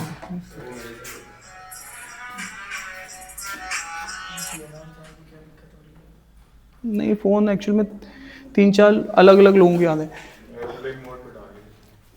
इतना ज्ञान मुझे भी है। ठीक है, करना नहीं है ना, वो कुछ इंपॉर्टेंट लोग हैं जो इस टाइम पे कॉल करते हैं, सब लोग नहीं करते। अभी यहां पर, यहां तक डन है क्या, अरे बोलो। अब यहां से देखो एंगल्स ऑफ ए ट्रायंगल, इसको क्या है, एक्चुअली मंडे में जनरली आपकी इंग्लिश की क्लास रहती है ना, होती है ना, तो मंडे को मैं सबको टाइम देके रखता हूँ। वो चांस की बात है इस वीक में मेरी क्लास पहले मंडे होगी, क्योंकि मैं थोड़ा बाद में मेरी 2-3 दिन छुट्टी है वीकेंड में, तो मैंने इसलिए मंडे को पहले अपनी क्लास लगाई। जनरली क्या होता है, मंडे को मैं फ्री रखता हूँ फर्स्ट हाफ में, तो जितने भी लोग होते हैं सबको टाइमिंग यही देता हूँ कि मंडे में आप कॉल कर लीजिएगा 11 से लेकर 2 के बीच में, तो सब लोग वही है। लेकिन वो चांस की बात है, शेड्यूल इस बार इंग्लिश की जगह किसका है, क्वांट का लगा है आज मंडे को। अब देखो ना पिछले कितने महीनों का शेड्यूल उठा के देखना, मंडे में फर्स्ट हाफ में क्लास ही नहीं होती है, ट्यूसडे होती है, तो इसलिए मंडे सबको टाइम दिया होता है। तो ये उन्हीं लोगों के फ़ोन आ रहे हैं, तो ये थोड़ा सा वो हो गया शेड्यूल की वजह से। चलिए अब वापस आइए यहाँ पर एंगल्स ऑफ ए ट्रायंगल। अब इससे क्या समझ रहे हो तुम, ध्यान से देखो। अगर ये एंगल 60 है, ये 40 है, तो सम इसका कितना होगा 80। ये कितना हो जाएगा, सम ऑफ ए ट्रायंगल कितना होता है 180। सबसे बड़ा एंगल कौन सा है 80, तो सबसे बड़ी साइड इसके अपोजिट वाली ही होगी। ये थ्योरम है, क्या मेरी बात समझ में आ रही है। अगर ये एंगल लार्जेस्ट है तो इसके अपोजिट साइड में जो साइड होगी वही क्या होगी। अच्छा सबसे छोटा कौन सा है, तो सबसे छोटी साइड कौन सी होगी बी। तो इसका मतलब सबसे बड़ी साइड ए, उसके बाद सी, उसके बाद बी। क्या मेरी बात समझ में आ रही है, ठीक है। क्योंकि 80 के अपोजिट में जो साइड होगी, 80 सबसे बड़ा एंगल, तो वो वाली साइड क्या होगी सबसे बड़ी होगी। सो ये भी आपको कई बार यूज करनी होती है, ठीक है। क्या मेरी बात समझ में आ रही है सबको। चलें आगे, अरे बोलो भाई बताओ, चलें। तो ये नोट करते चलो, और अगली क्लास में मुझे सारी थ्योरेटिकल पॉइंट चाहिए। अगर तुम सोचोगे अगली क्लास में मैं तुमसे पूछूं कि और तुम कहते साहब मैं तो भूल गया, तो ऐसे नहीं, ये याद होनी चाहिए। अब मुंह बनाओ याद तो होना ही चाहिए।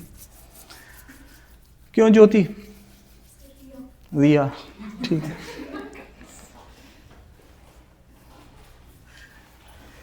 चलें,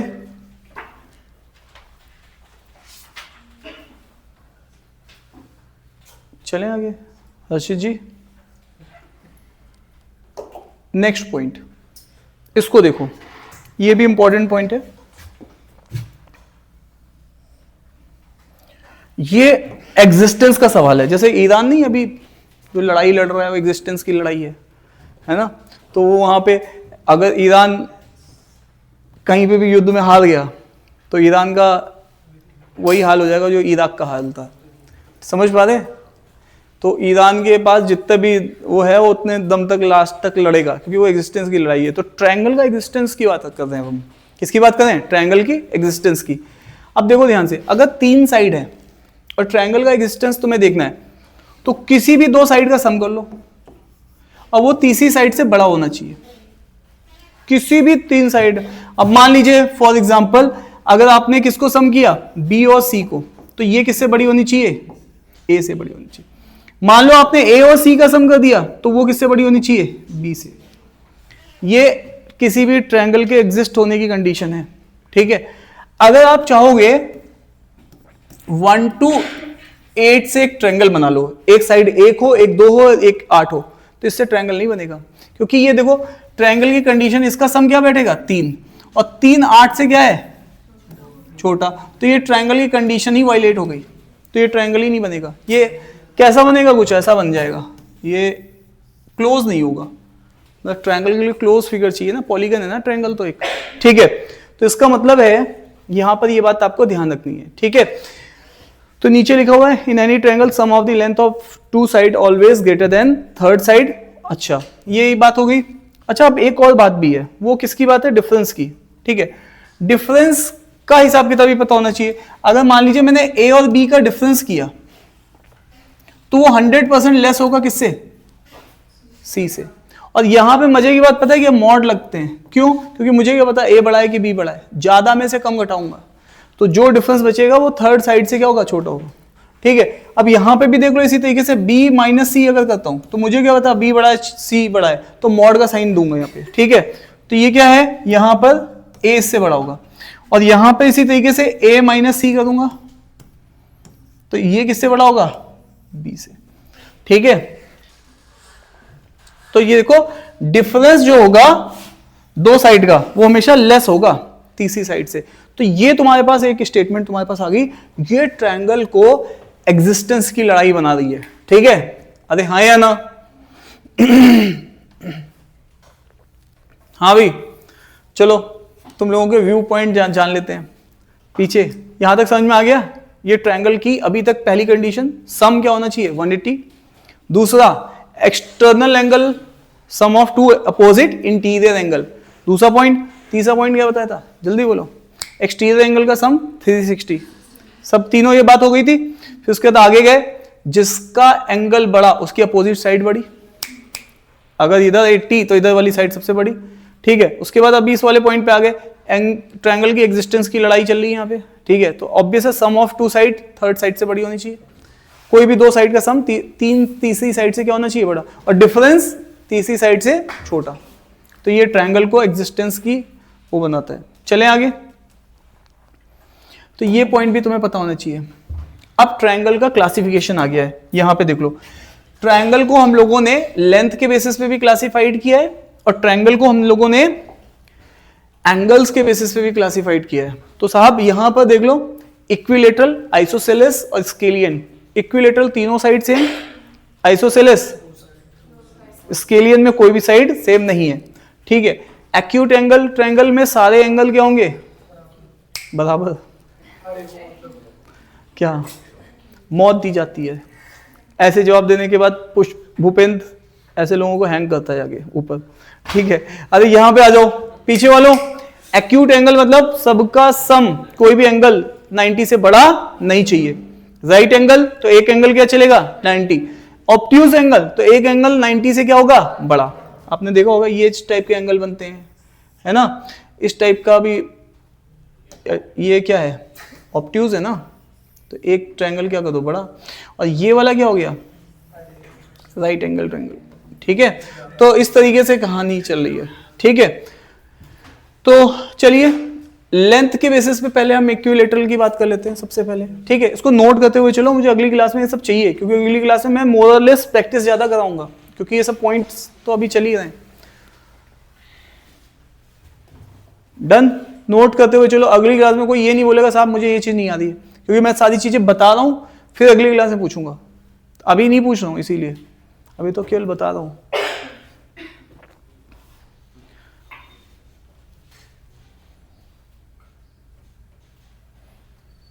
चलें आगे। तो आइए सबसे पहले देखते हैं साइड के बेसिस पे, फिर देखेंगे एंगल के बेसिस पे, उनके ऊपर क्या क्या पॉइंट बनते हैं जो एग्जामिनर हमसे पूछ सकता है, ठीक है। आइए सबसे पहला है इक्विलेटरल ट्रायंगल। देखो ध्यान से, इक्विलेटरल ट्रायंगल क्या है भाई, जिसकी सारी साइड क्या हो बराबर हो, ये ए ये और सारी साइड बराबर है। देखो हेलो इधर देखो, हाँ अगर ये साइड बराबर है इस साइड के, तो ये वाला एंगल इस वाले एंगल के बराबर होता है, ठीक है। ये वाला एंगल इस वाले एंगल, अगर मान लो ये दो साइड बराबर है ना, तो ये इसकी अपोजिट एंगल इसके अपोजिट एंगल आपस में क्या होते हैं बराबर। अब यहां पे तो सभी साइडें बराबर हैं, तो सारे एंगल्स भी क्या होंगे बराबर, और सारे एंगल बराबर हैं तो सबका सम क्या होता है 180, तो 3x = 180, तो x comes out to be 60 degree. तो इसीलिए सारे एंगल कितने आते हैं 60 डिग्री आते हैं। कितने कितने आते हैं 60 डिग्री, और ये भी 60 डिग्री। अच्छा पेरीमीटर इसी वजह से क्या हो जाता है 3 है। अल्टीट्यूड, अब यहां पे ध्यान से सुनना, अल्टीट्यूड कहां से निकलता है। हेलो तुम्हें ये पता होना चाहिए, ये जो कैपिटल लेटर में लिखता हूं ये वर्टेक्स है, और स्मॉल लेटर से साइड लिखता हूं। तो ये जो वर्टेक्स होती है, यहां से अगर कोई परपेंडिकुलर ड्रॉप करे तो वो अल्टीट्यूड कहलाता है। कहां से वर्टेक्स से। हेलो सुनना ध्यान से, मुझे सुनना है। अल्टीट्यूड कहां से ड्रॉप होता है वर्टेक्स से ड्रॉप होता है, उसके लिए कंपल्शन है वर्टेक्स से ड्रॉप होना। परपेंडिकुलर बाइसेक्टर के लिए कंपल्शन नहीं है वर्टेक्स से ड्रॉप होना, अल्टीट्यूड के लिए कंपल्शन है। कहां से ड्रॉप होगा वर्टेक्स से, मतलब ये यहां से ड्रॉप होगा। अच्छा अगर तुमने अल्टीट्यूड ड्रॉप किया है किसमें इक्विलेटरल ट्रायंगल में, तो वो अब एक स्पेशल फीचर बन जाता है। ये अल्टीट्यूड ड्रॉप करते ही ये इस साइड को बाइसेक्ट कर देता है। क्या करता है बाइसेक्ट करता है। इसका मतलब है इक्विलेटरल ट्रायंगल में अल्टीट्यूड बाइसेक्टर की तरीके से भी काम करता है और परपेंडिकुलर भी है। तो ये परपेंडिकुलर बाइसेक्टर की तरीके से भी काम कर रहा है, परपेंडिकुलर भी है और बाइसेक्ट भी कर रहा है। तो अल्टीट्यूड किसी भी किसमें इक्विलेटरल ट्रायंगल में परपेंडिकुलर बाइसेक्टर की तरीके से एक्ट करता है, परपेंडिकुलर भी है और बाइसेक्ट भी कर रहा है। क्या मेरी बात समझ में आ रही है, ये बात आपको ध्यान रखनी है। अच्छा इसके अलावा जब अल्टीट्यूड किसी वर्टेक्स से गिरता है इक्विलेटरल ट्रायंगल में, तो वो एंगल को भी बाइसेक्ट करता है। मतलब ये वाला एंगल कितना हो जाएगा 30 डिग्री, और ये भी एंगल कितना हो जाएगा 30 डिग्री, क्योंकि टोटल तो 60 था ना। तो अल्टीट्यूड एंगल बाइसेक्टर का भी काम करता है। किसका काम करता है? एंगल बाइसेक्टर का, और परपेंडिकुलर बाइसेक्टर का भी काम करता है। तो ये बात आपको ध्यान होनी चाहिए। सो अब आगे चलते हैं। अब आप यहां पे देखो ध्यान से, ये जो है एक राइट एंगल ट्रायंगल है। ये कौन सा ट्रायंगल है? Right angle triangle. और जैसा कि तुम लोग जानते हो cos 60 डिग्री क्या होता है, sin 60 डिग्री क्या होता है, इन सबको जानते हो ना। अगर आप देखोगे ये पूरी साइड a थी तो ये क्या हो जाएगी? a/2। ये वाली साइड कितनी हो जाएगी? a/2 आधी। अभी अभी हमारी बात हुई है कि इसको बाइसेक्ट करता है ये। तो आप ध्यान से देखो, अगर cos 60 डिग्री बोल रहे हैं तो cos 60 डिग्री की वैल्यू कितनी होती है? पक्का लॉक कर दूं? और sin 60 की वैल्यू बोलते जाओ, इसकी sin 60 की वैल्यू √3/2, और cos 60 की वैल्यू बोलो भूपेन जी, यही होता है ना? अरे यस या नो? अब वापस आओ, यहां पे क्या होता है? बेस अपॉन में हाइपोटेन्यूज। बेस क्या है? बेस क्या है? a/2, और हाइपोटेन्यूज क्या है? तो देखो ये चीज प्रूव भी हो रही है आपको, है ना? Half is equal to half. लेकिन इससे हमें क्या ही मिल रहा है, तो हम प्रूव क्या करेंगे? लेकिन हमें चाहिए हाइट इसकी। तो ये परपेंडिकुलर है h, और ये क्या है? Hypotenuse a। तो यहां से हाइट कितनी आ जाती है? √3/2 इंटू ए क्या है? Side of A triangle. तो यही चीज मैंने यहां पे लिखी है, ये ऐसे आती है, ठीक है? तो ये आपको याद होनी चाहिए अगली क्लास में, मेरे को डिराइव नहीं करना। अच्छा, एरिया क्या होता है किसी भी ट्रायंगल का? Perpendicular into base into half. Area किसी भी ट्रायंगल का क्या होता है? हाफ बेस इंटू हाइट, यही तो होता है। हाइट अभी अभी आप लेके आए हो √3/2 a, और बेस इसका a ही है, ये हाफ है। तो देखो ये क्या हो जाने वाला है? √3/4 a का स्क्वायर। तो ये तुम्हें बिल्कुल बाई हर्ट होने चाहिए, ये आगे डिराइव नहीं करना है, लेकिन अंदर का स्ट्रक्चरिंग समझाने के लिए मैंने बस आपको ये किया है, ठीक है? डन है क्या? इक्विलेटरल के यहां तक पॉइंट आपको समझ में आ गए हैं क्या? अरे हाँ ना तो बोलो। तो ये इक्विलेटरल की बात हो गई है, इक्विलेटरल ट्रायंगल में कैसे कहानी चल रही है, ठीक है? वापस से मैं एक बार रिपीट कर देता हूं। इक्विलेटरल ट्रायंगल में बस आपको ये याद रखना है कि जो अल्टीट्यूड होता है वो परपेंडिकुलर बाइसेक्टर भी है, एंगल बाइसेक्टर भी है। चलिए वापस आइए, आइसोसेलेस ट्रायंगल। आइसोसेलेस ट्रायंगल की दोनों साइड क्या होती हैं? ट्रायंगल में कितनी साइड होती है? 4। क्लियर है? सोच रहे हैं? हाँ 3 बोला था, ठीक है? तो अगेन, तो यहां पर 3 साइड हैं, और 2 साइड क्या होंगी आइसोसेलेस में? सेम। 2 साइड सेम होंगी। तो यहां पे ध्यान से देखो, इधर देख लीजिएगा, मैं ये चीज कह रहा हूं कि 2 साइड इसकी क्या है? सेम, और तीसरी साइड को हम लोग बेस बोलते हैं। अब बहुत इंपॉर्टेंट है, एग्जाम में एरिया का फॉर्मूला डायरेक्टली पूछा गया आपको। डायरेक्टली आप एग्जाम उठा के देखिए, डायरेक्टली इसका फॉर्मूला आया हुआ है वहां पर। अब आपको कैसे बताएगा? आपको ये पकड़ा देगा 8, 8, 4। लो, अब पूछेगा इसका एरिया बताओ। ये आइसोसेलेस ट्रायंगल है, तो आपको ये फॉर्मूला लगाना आना चाहिए। ये देखो बेस है b/4 √4, 4 नीचे डिवाइड में है तो यहां मल्टीप्लाई में होगा, इनटू साइड, वो साइड जो कि दोनों सेम है a, तो उसका क्या करना है? स्क्वायर माइनस b², बेस का स्क्वायर। तो ये वाला फॉर्मूला आपको बाई हार्ट होना चाहिए, ठीक है? जैसे इक्विलेटरल ट्रायंगल का एरिया, वैसे ही आइसोसेलेस ट्रायंगल का एरिया भी तुम्हें याद होना चाहिए, ठीक है? डन है क्या? अच्छा,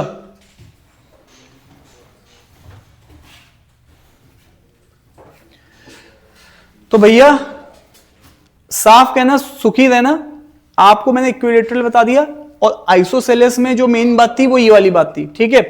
अब स्केलियन ट्रायंगल में कोई भी साइड बराबर होती नहीं, तो स्केलियन के बारे में एक पॉइंट है कि scalene triangle all 3 sides are different, और 3 एंगल्स भी क्या होंगे? डिफरेंट होंगे। अब मुझे एक चीज बताओ, अगर ये साइड और ये साइड दोनों बराबर हैं, तो ये अगर एंगल x होगा तो इसकी वजह से भी जो एंगल बनेगा वो भी क्या होगा? x ही होगा, ठीक है? क्लियर है? तो देखो यार, ज्योमेट्री ना 6ठी में पढ़ाई जाती है, 7वीं में पढ़ाई जाती है, 8वीं में पढ़ाई जाती है, 9वीं में पढ़ाई जाती है, 10वीं में पढ़ाई जाती है।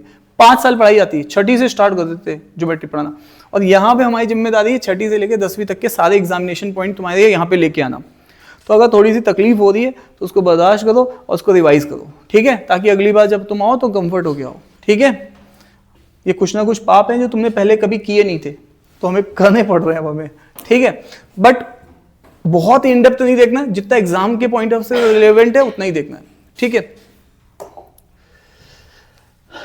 अब एंगल्स के पॉइंट ऑफ व्यू से ट्रायंगल का बाइफर्केशन, जैसे कि एक्यूट एंगल, ठीक है, यहां पर ये वाली बात है। तुम्हारे सामने मैं क्या करूंगा, साइड पकड़ा दूंगा तुम्हें। क्या पकड़ा दूंगा? साइड। जब मैं तुम्हें साइड दे दूंगा और पूछूंगा बताओ कि भैया ये ट्रायंगल कैसा है, एक्यूट है, ऑब्ट्यूज है, तो तुम कैसे बताओगे साइड देख के? साइड दूंगा और ट्रायंगल पे एंगल के पॉइंट ऑफ व्यू से कमेंट मांगूंगा। ये एक्यूट ऑब्ट्यूज क्या है? एंगल। एक्यूट क्या है? एंगल्स के पॉइंट। ऑब्ट्यूज क्या है? एंगल का पॉइंट। राइट एंगल क्या है? एंगल का पॉइंट। लेकिन मैं तुम्हें दे क्या रहा हूं? साइड। और पूछ क्या रहा हूं? बताओ ट्रायंगल में एक्यूट है, ऑब्ट्यूज है, राइट एंगल है या नन ऑफ दीज है, मतलब कुछ ऐसा करके पूछो। तो अब ध्यान से देखना, तुमने क्या करना है, तुमने किसी भी दो साइड्स का स्क्वायर कर लेना है और चेक करना है तीसरी साइड से ये क्या होना चाहिए। हेलो, तीसरी साइड से ये क्या होना चाहिए? फिर से सुनना, अगर तुमने ए स्क्वायर बी स्क्वायर कोई भी दो साइड पकड़ो और उसका स्क्वायर तीसरी वाली साइड से क्या होना चाहिए, तो वो ऐसे वाले ट्रायंगल क्या कहलाएंगे? एक्यूट। और यही अगर ऑब्ट्यूज हुआ तो ये क्या बनेगा? ए स्क्वायर बी स्क्वायर, तीसरी वाली साइड उससे बड़ी होगी स्क्वायर ऑब्ट्यूज में। तो तुम्हें ऐसे चेक करना है, साइड दी जाएंगी। अभी सब क्वेश्चन कराऊंगा, टेंशन मत लो, किसी भी बात की टेंशन मत लो, जितनी बातें बोल रहा हूं सब प्रूफ कराऊंगा तुम्हें क्वेश्चंस के फॉर्म में। हर्षित करे अच्छा अभी ये बचा हुआ है, ठीक है। हाँ भाई, अब हमारे पास ये हो गया एक्यूट एंगल, ये हो गया ऑब्ट्यूज एंगल। इतनी बात समझ में आ गई है? अब क्या बताना है तुमको? Right angle triangle. Right angle में ज्यादा पॉइंट है इसलिए उसको अलग से इज्जत दे रहे हैं, ठीक है। चलें आगे।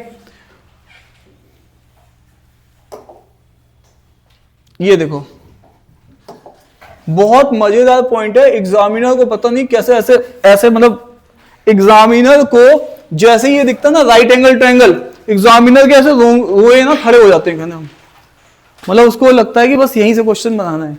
तो राइट एंगल ट्रायंगल तुम देखोगे, चाहे सर्कल का क्वेश्चन वहां राइट एंगल ट्रायंगल डाल देंगे, चाहे तुम जाओगे क्वाड्रिलेटरल वहां राइट एंगल डाल देंगे। ट्रायंगल में तो राइट एंगल है ही है, ठीक है। तो राइट एंगल में तो तुम्हें कुछ भी छोड़ना नहीं है, सारे पॉइंट तुम्हें ध्यान होने चाहिए। अब राइट एंगल ट्रायंगल में तुम जानते हो जो सबसे लॉन्गेस्ट साइड होती है उसको क्या बोलते हैं? हाइपोटेन्यूज। अगर तुम्हें प्रूफ ही करना पड़ जाए, साइड तीनों दी हैं, तो ए स्क्वायर और बी स्क्वायर किसके बराबर होती है? सी स्क्वायर के। पहले लेस देन और ग्रेटर देन था, एक्यूट क्या था? ग्रेटर देन, और ऑब्ट्यूज क्या था? Less than. बट यहां पे इक्वल टू है, ठीक है। तो ये है आपके हाइपोटेन्यूज की। अब ये सामने क्या लिखी हुई है? Pythagoras theorem. पाइथागोरस थ्योरम से ज्यादा इंपॉर्टेंट है पाइथागोरस ट्रिपलेट। पाइथागोरस ट्रिपलेट तुम्हें याद होनी चाहिए। क्या याद होनी चाहिए? Pythagoras triplet. और आज तुम्हें बहुत इंटरेस्टिंग पॉइंट बताऊंगा यहाँ पे, ठीक है। पाइथागोरस ट्रिपलेट तुम्हें याद होनी चाहिए। तो सबसे पहले तुम्हें याद होना चाहिए 3, 4, 5, ये हाइपोटेन्यूज है। ये बेस और परपेंडिकुलर में कुछ भी हो सकता है। सबसे लॉन्गेस्ट क्या होती है? हाइपोटेन्यूज। तो 3, 4, 5 पाइथागोरस ट्रिपलेट है, ठीक है। हेलो, चलें आगे। और फिर उसके बाद कौन सा है? 5, हाँ सुनना है मुझे, 5 भूल चुके हो, 5 के आगे सब भूल गए हो। 13, 15 कुछ याद नहीं है? अरे कुछ याद नहीं है? 5 का स्क्वायर, 13 का स्क्वायर कितना बनेगा? हाँ 5, 12, 13। तो यहां पर 5, 12, 13। देखो ये ऑड नंबर है तो अगला भी क्या है? Odd number. अच्छा 3 का डबल करो, इससे भी ट्रिपलेट बन जाएगी। 3 का डबल करो कितना हो जाएगा? 4 का डबल करो और 5 का डबल करो, है ना। ट्रिपलेट मल्टीपल्स भी बन सकती है उनकी, है ना। इसके जैसे हम लोग इससे ट्रिपलेट, बहुत सारी ट्रिपलेट बना सकते हैं। तो 3, 4, 5, 5, 12, 13, 6 तो मैंने इसी से बनाया। अब 5 के बाद अगला ऑड नंबर कौन सा आता है? 7। तो 24, अरे हाँ ना तो बोलो। तो 7, 24, 25। अब फिर उसके बाद 8, 15 और 17। देखो ऐसे चल रही है ट्रिपलेट। अब यहां पे देखो 3 को 3 से मल्टीप्लाई कर दो तो कितना आएगा 9, और फिर इसको भी 3 से करोगे 12, फिर इसको भी 3 से करोगे, बोलो। अरे यही है ना, ठीक है। तो ये हो गया। अब 10 वाली चाहिए, 10 वाली चाहिए तो इसको मल्टीप्लाई कर लो। 10 2 से मल्टीप्लाई तो ये कितना हो जाएगा 24। हाँ, ये कौन से मल्टीप्लीकेशन सीख के आते हो, कौन से लुलू चिकाया स्कूल से पढ़ के निकले हो क्या तुम लोग? ये बरेली में कोई लुलू चिकाया स्कूल है क्या जिसमें तुम्हें पढ़ाया जाता 30 into 36? हाँ, अरे समझ रहे हो? मेरे भाई के बहुत पहले इंग्लिश में नंबर आ गए थे 98। तो मेरे चाचा उनसे कहते थे हाँ 98 नंबर इंग्लिश में। उस समय कहाँ, उस समय तो इंग्लिश में नंबर ही क्या, बोर्ड में हाईएस्ट नंबर ही 90 जाते थे हम लोगों के टाइम पे। 90% वाला, 92% वाला पूरा सीबीएसई का टॉपर होता था।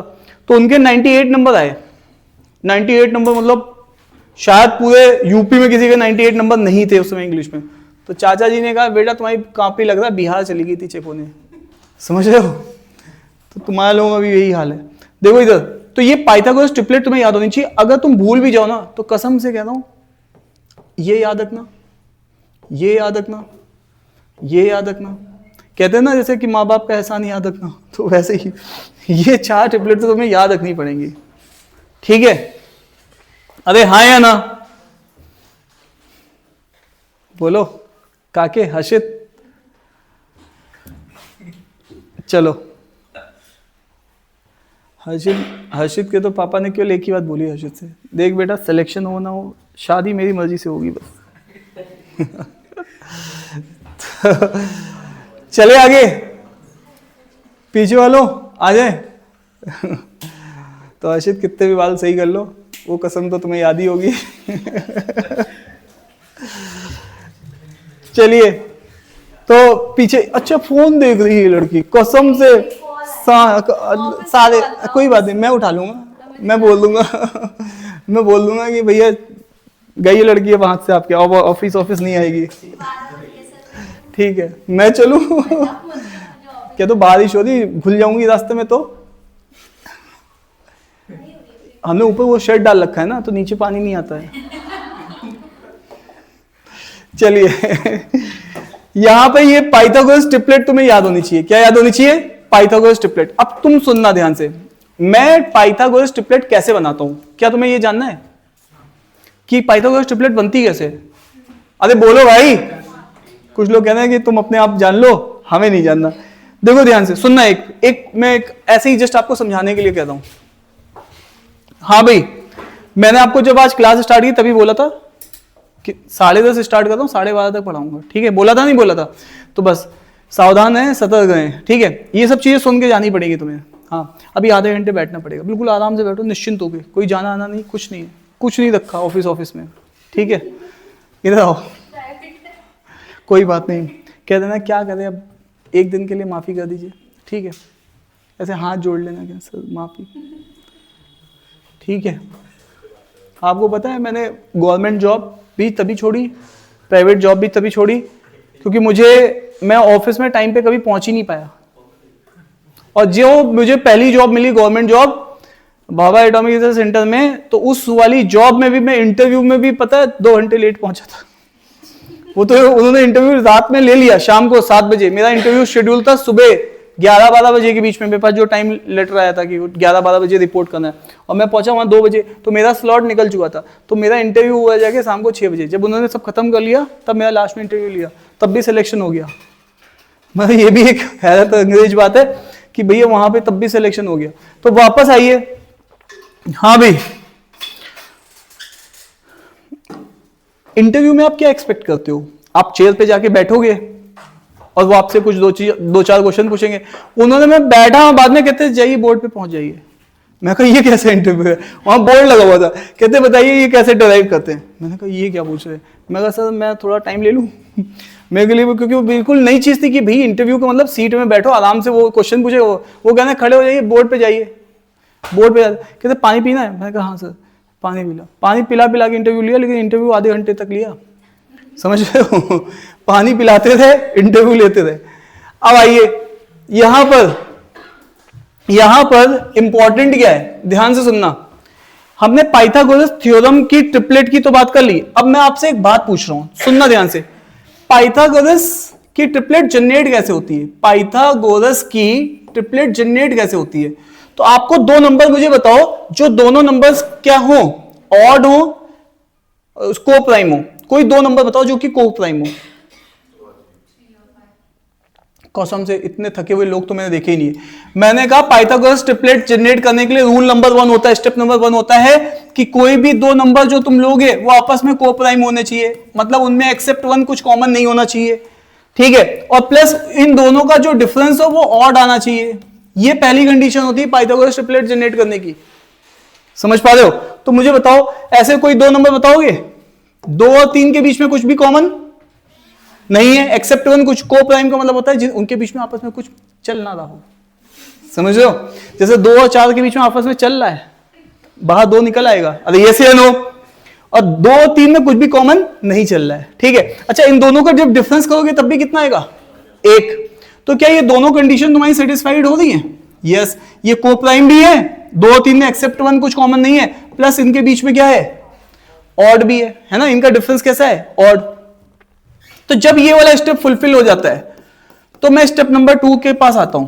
स्टेप नंबर 2 हमसे कहता है हाँ जी मत उठाओ, लाओ मुझे दे दो जी, कितनों की कॉल आ रही, सबके फोन तो मैंने यहां पे ले लिए, वो बेचारे की वहां से सिंगापुर से कॉल आ रही थी तब मैंने उसका फोन ले लिया, फोन जरूर उसका नेपाल वाला, लेकिन कॉल सिंगापुर से आ रही है, इधर देखो इधर आना, ठीक है।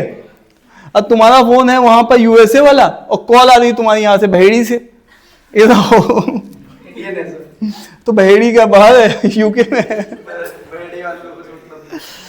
अरे मजा, चलो अभी मैं थोड़ा हंसी मजाक करता हूँ, तुम लोग कुछ लोग बुरे भी मान जाते हो, जैसे वो भी बुरा मान जाती है, वो जवाब सवाल करने लग जाती है इधर देखो स्टेप नंबर 2, स्टेप नंबर 2 ये है कि अब तुम्हें पाइथागोरस ट्रिपलेट बनाना है, तो ये जो नंबर है ये r है, ये नंबर तुम s बोल लो लेट अस अज्यूम, तो तुम्हें क्या करना है r square minus S square या S square minus R square, एक बार डिफरेंस करना है, एक बार 2rs लिखना है और एक बार r square plus S square करना है। बताओ इसका स्क्वायर कितना आएगा, अरे बोलो भाई इसका स्क्वायर कितना आएगा 9 माइनस 4 कितना आएगा 5। अब ये इसका 2 इंटू 3 ये कितना होता है 12, और फिर r स्क्वायर एस स्क्वायर कितना होगा 9 प्लस 4 कितना हो जाएगा 13। तो ये देखो पाइथागोरस ट्रिपलेट बन गई है 5 12 13, अरे हाँ ना तो बोलो, तो ऐसे जनरेट होती है। अब इसके मल्टीपल्स भी पाइथागोरस ट्रिपलेट होंगे, जैसे कोई अगर 10 24 है ना 26, 3 से मल्टीप्लाई करो 15 है ना, और ये कितना हो जाएगा 3 से मल्टीप्लाई करो 3 से करो, ये भी सब ट्रिपलेट होंगी, समझ लो ये प्रिमिटिव ट्रिपलेट है, यहां से बननी स्टार्ट हो, इसके ये मल्टीपल्स हैं, समझ लो ट्रिपलेट बनती कैसे है, अरे हाँ या ना। अब तुम्हें कसम से ससुरा कोई ट्रिपलेट पकड़ा दे, कई बार ऐसा होगा तुम्हें ट्रिपलेट याद ही नहीं रहेंगी, याद रहेंगी 9 40 41 ट्रिपलेट है क्या 9 40 41, ये जो मैं ट्रिपलेट लिखी है यहां पे, इधर देखो इधर देखो ये क्या लिखा है 9 12 15, ये तो मैंने ये लिखा है, क्या मैं यहां पे ये लिख सकता हूं 9 40 41, तुम्हारे पास आएंगे ऐसे क्वेश्चन, तुम इसको कैसे बताओगे कि ये ट्रिपलेट है या नहीं है, ये है या ट्रिपलेट या नहीं है, पहले मुझे बताओ ये ट्रिपलेट है, एक्चुअल में यही पूछते हैं, तुम कोई भी एग्जाम पूछाओ वो वाला नहीं पूछते, ये वाला ट्रिपलेट है, ये जो एग्जाम में आती है, एक इसके सामने भी स्टार मार देता हूं, ये बहुत आती है, लेकिन तुम्हारे सामने अगर ऐसा कोई अननोन फिगर आ जाए जो कि इस 4 ग्रुप से बाहर हो, तो तुम्हें पहले तो चेक करना भी तो आना चाहिए कि ट्रिपलेट बना रहा है या नहीं बना रहा है। मान लो एक क्वेश्चन है राइट एंगल ट्रायंगल का, कसम से तुम्हें पता चल जाए कि ये ट्रायंगल, अच्छा पाइथागोरस ट्रिपलेट का फायदा क्या है कि वो बोलता है कि ये राइट एंगल ट्रायंगल है, पाइथागोरस ट्रिपलेट प्रूफ करने का मतलब है पाइथागोरस लग रही है, इसका मतलब राइट एंगल ट्रायंगल है, और राइट एंगल ट्रायंगल है इसका मतलब तुम खेल जाओगे या फैल जाओगे। अरे जैसे राइट एंगल ट्रायंगल दिखता है कसम से, जैसे अगर किसी को कंफर्म हो जाए तो वो क्वेश्चन गलत हो ही नहीं सकता, क्योंकि इतनी सारी प्रॉपर्टी तुम्हें बचपन से याद है। हाफ बेस इनटू हाइट, ये राइट एंगल इधर हाइपोटेन्यूज इज इक्वल टू इसका स्क्वायर, इसका स्क्वायर, स्क्वायर, सब तुम उस क्वेश्चन को बना दोगे।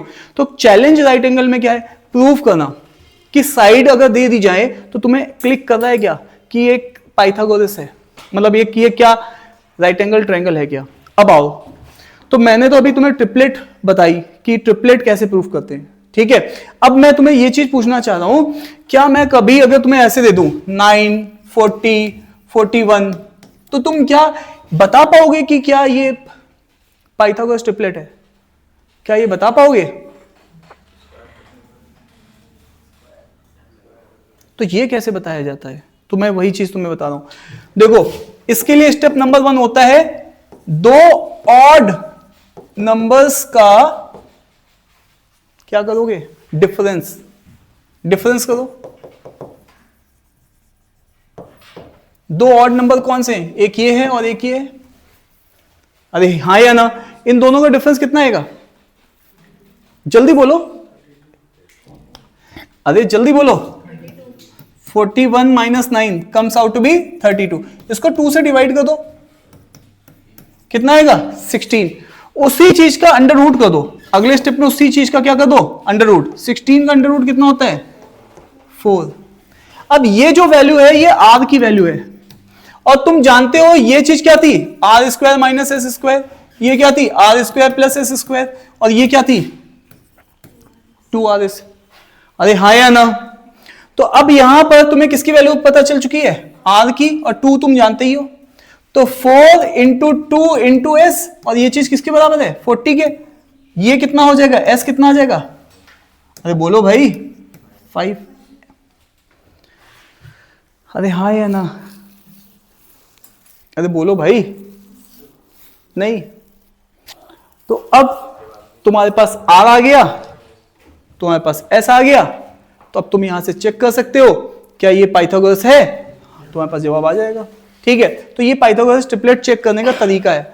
ये ना, ये कॉन्सेप्ट जो मैंने तुम्हें बताया ये बहुत एक्सट्रीमली हाई क्वेश्चन में लगेंगे, जहां मतलब वो क्वेश्चन होंगे जो 10% वो किसी से नहीं बनेंगे, ये वहां पे वो कॉन्सेप्ट यूज होगा, इसलिए बता रहा हूं, कोई नॉलेज के लिए नहीं बता रहा हूं, ठीक है। तो जो 10% 20% ज्योमेट्री के क्वेश्चन होते हैं जब सॉल्व नहीं होते, वहां पे ये कॉन्सेप्ट लगता है, पाइथागोरस को बनाना और पाइथागोरस को समझना कि पाइथागोरस है भी या नहीं है। चलो अब काम खत्म, वो अगर आप छोड़ भी दोगे तो कोई बात नहीं है, लेकिन ये अब ये चीजें आप नहीं छोड़ सकते हो।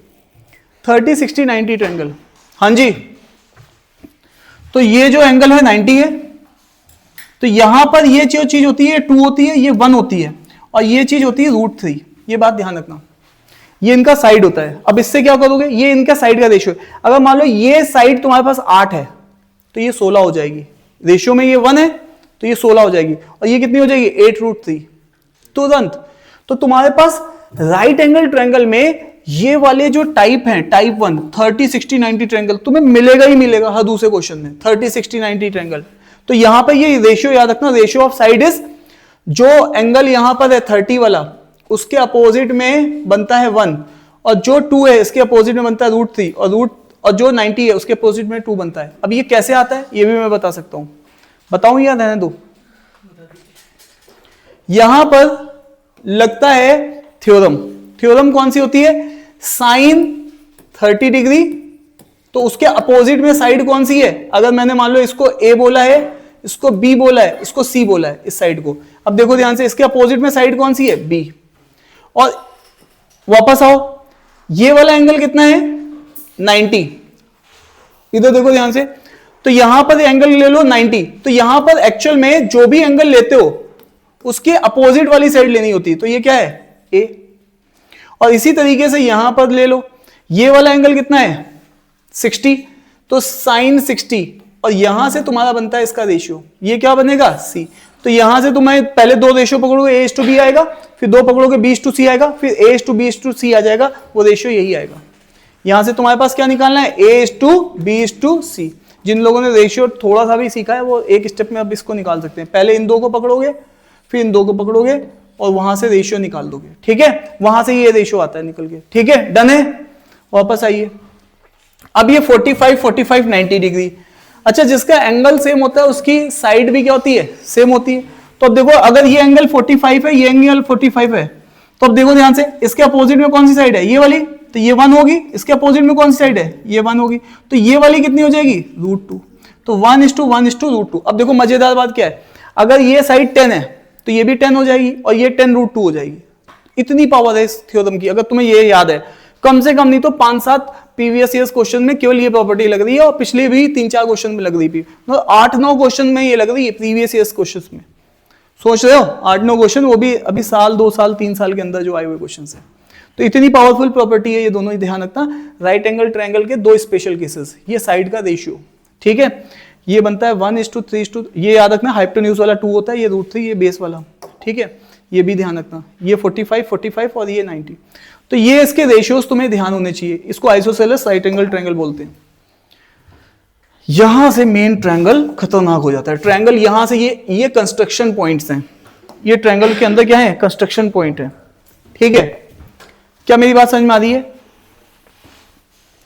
ये ज्योमेट्रिकल सेंटर्स हैं, जिसको अगर ये चाहिए कि हाँ सिलेक्शन निकालना है, अभी तक जितना हमने पढ़ा वो तो सभी बच्चे बना के आते हैं, उतनी प्रॉब्लम तो अब यहां से केवल 30% या 20% बच्चे प्रॉब्लम बना पाते हैं, क्योंकि यहां से प्रॉब्लम आपको और एनालिसिस मांगती है। तो ये जो 4 कंस्ट्रक्शन पॉइंट है जिसको ढंग से आते हैं, और उस 4 के अंदर सबके अंदर 5-5 6-6 7-7 पॉइंट है, वो याद है तो आप क्वेश्चन बना लोगे। अब देखो ध्यान से, कौन कौन से पॉइंट है, centroid, orthocentre, circumcentre, incentre, ये आपके 4 कंस्ट्रक्शन पॉइंट है, आपको बिल्कुल याद होने चाहिए। अब मैं आपको थोड़ा सा इनके बारे में बता भी देता हूं, ठीक है, क्लियर? हेलो, ये आप नोट कर लीजिएगा, पहले मेरी बात सुन लीजिए। आपके पास कोई एक ट्रायंगल है, कोई एक ट्रायंगल है, ये जो चीज है ए, इसको मैंने पकड़ रखा है, ये क्या है, वर्टेक्स है, अरे यस या नो, हेलो, ये एक ट्रायंगल है ABC, दिख रहा है नहीं दिख रहा है, ABC, हाँ ना बोलो जल्दी, मेरे साथ फ्लो में रहो, ABC, ठीक है, ये ए क्या है, मुझे सुनना है, ए क्या है, वर्टेक्स, इस वर्टेक्स पे, और ये नीचे BC है, ये साइड है, अपोजिट है क्या, यस, इस वर्टेक्स के अपोजिट है, अरे यस या नो, इस वर्टेक्स से मैं क्या ड्रॉप कर रहा हूं, सुनना ध्यान से, इस वर्टेक्स से मैं क्या ड्रॉप कर रहा हूं, एक लाइन ड्रॉप कर रहा हूं जो कि अपोजिट साइड को बाइसेक्ट करती है। हेलो, जो अपोजिट साइड को क्या करती है, कहां से ड्रॉप किया है, वर्टेक्स पे, कहां पे ड्रॉप किया, अपोजिट साइड पे, अपोजिट साइड को क्या कर रही है, बाइसेक्ट कर रही है, इस चीज को मीडियन कहते हैं, इस चीज को क्या बोलते हैं, फिर से सुनो, मीडियन की कंडीशन कहां से निकलेगा, वर्टेक्स से, कहां से निकलेगा, किस पे जाएगा, अपोजिट साइड पे, और अपोजिट साइड पे जाके करेगा क्या, बाइसेक्ट करेगा, तो ऐसी चीज को क्या कहते हैं, median. Number 1 point median clear है। अब मीडियन के अंदर 6 पॉइंट और भी हैं, वो मैं बाद में बात करूंगा, ठीक है। अब वापस से सुनना, फिर से, अब वापस से, ये पहला वाला पॉइंट था, अच्छा हेलो, एक मैंने मीडियन यहां से ड्रॉप किया, तो वही मीडियन मैं यहां से भी तो ड्रॉप कर सकता हूं, इस वाले वर्टेक्स से, अरे यस या नो, इस वाले वर्टेक्स को पकड़ा, और यहां पर अब अपोजिट साइड क्या है, ये कौन सा पॉइंट है, बी वर्टेक्स है, कौन सा वर्टेक्स है, बी, और ये क्या है, AC वाली, अब AC इसके लिए क्या अपोजिट लाइन है, फिर से ड्रॉप कर दूंगा, अपोजिट लाइन को क्या करना चाहिए, बाइसेक्ट। तो ऐसे 2 मीडियन जहां मिलेंगे उनको बोलेंगे सेंट्रोइड, ऐसे 2 मीडियन के इंटरसेक्शन के पॉइंट को क्या बोलेंगे, सेंट्रोइड। और 2 भी हो सकते हैं, 3 भी हो सकते हैं, अरे यस या नो, जितने वर्टेक्स, तो 4 भी हो सकते हैं, जितने वर्टेक्स, ट्रायंगल के अंदर वर्टेक्स ही 3 है, 1 2 और 3, तो 3 ही आपके क्या हो सकते हैं, मीडियन हो सकते हैं। और तो 3 मीडियन या 2 मीडियन के इंटरसेक्शन पॉइंट को क्या कहते हैं, सेंट्रोइड बोलते हैं। क्या ये सेंट्रोइड का कंस्ट्रक्शन क्लियर है कि कैसे होता है, अरे यस या नो। अब वापस आइए, अब अगला पॉइंट है ऑर्थो सेंटर। हेलो, तुमने देखा है ना ऑर्थोडोंटिस्ट, ऐसे जो दांत ऐसे किसी किसी के बाहर की तरफ आ जाते हैं, अरे तुमने देखा ना किसी किसी के दांत ऐसे स्लैंट है, अरे हो जाते हैं किसी के दांत, वो दांत उसके अगर ऐसे, तो उसमें ऑर्थोडोंटिस्ट उसको क्या करते हैं, उसमें ब्रेसेस लगाते हैं, क्या लगाते हैं, ब्रेसेस लगा के उसको परपेंडिकुलर बना देते हैं फेस के, अरे यस या नो, वो धीरे धीरे क्या हो जाते हैं, परपेंडिकुलर, अरे हाँ या ना, ठीक है, डन है, ठीक है। अब सुनना ध्यान से, क्या हो गया, लगाए ब्रेसेस, ठीक है, तो अब यहां पर सुनना ध्यान से, अब यहां पर क्या होता है कि ऑर्थोडोंटिस्ट क्या करते हैं, परपेंडिकुलर, तो परपेंडिकुलर वहां से आ रहा है ऑर्थोडोंटिस्ट से, अरे हाँ या ना, वो भी परपेंडिकुलर करता है दांतों को। अगर किसी के दांत ऐसे निकल के आ रहे हैं तो वो क्या कर देता है, परपेंडिकुलर पे डाल देता है, ठीक है, ब्रेसेस लगा के, है ना। अब यहां पे ध्यान दो, ऑर्थो सेंटर भी वहीं से 90 डिग्री, अरे यस या नो। अब वापस आओ, वर्टेक्स से, हेलो, वर्टेक्स से क्या ड्रॉप कर रहे हैं, 90 डिग्री, और वर्टेक्स से जो 90 डिग्री पे आता है वो अल्टीट्यूड कहलाता है। क्या कहलाता है, अरे अल्टीट्यूड कहलाता है ना। अभी थोड़ी देर पहले हमारी बात हुई थी, अल्टीट्यूड कहां से निकलता है, वर्टेक्स से, और कहां जाता है, अपोजिट साइड पे, और अपोजिट साइड के होता क्या है, परपेंडिकुलर, दैट्स ऑल। तो इट इज कॉल्ड क्या, अल्टीट्यूड। क्या कहते हैं, अल्टीट्यूड। कहां से ड्रॉप किया है, किस वर्टेक्स से, ए से, किस पे, बीसी साइड पे। क्या है बीसी साइड के, बाइसेक्ट कर रहा है, नहीं, बाइसेक्ट तो मीडियन कर रहा था, ये अल्टीट्यूड तो इसके परपेंडिकुलर है बस केवल, अरे यस या नो। और ऐसे ऐसे दो अगर अल्टीट्यूड तुमने डाल दिए तो उसका इंटरसेक्शन आएगा, ऐसे ऐसे।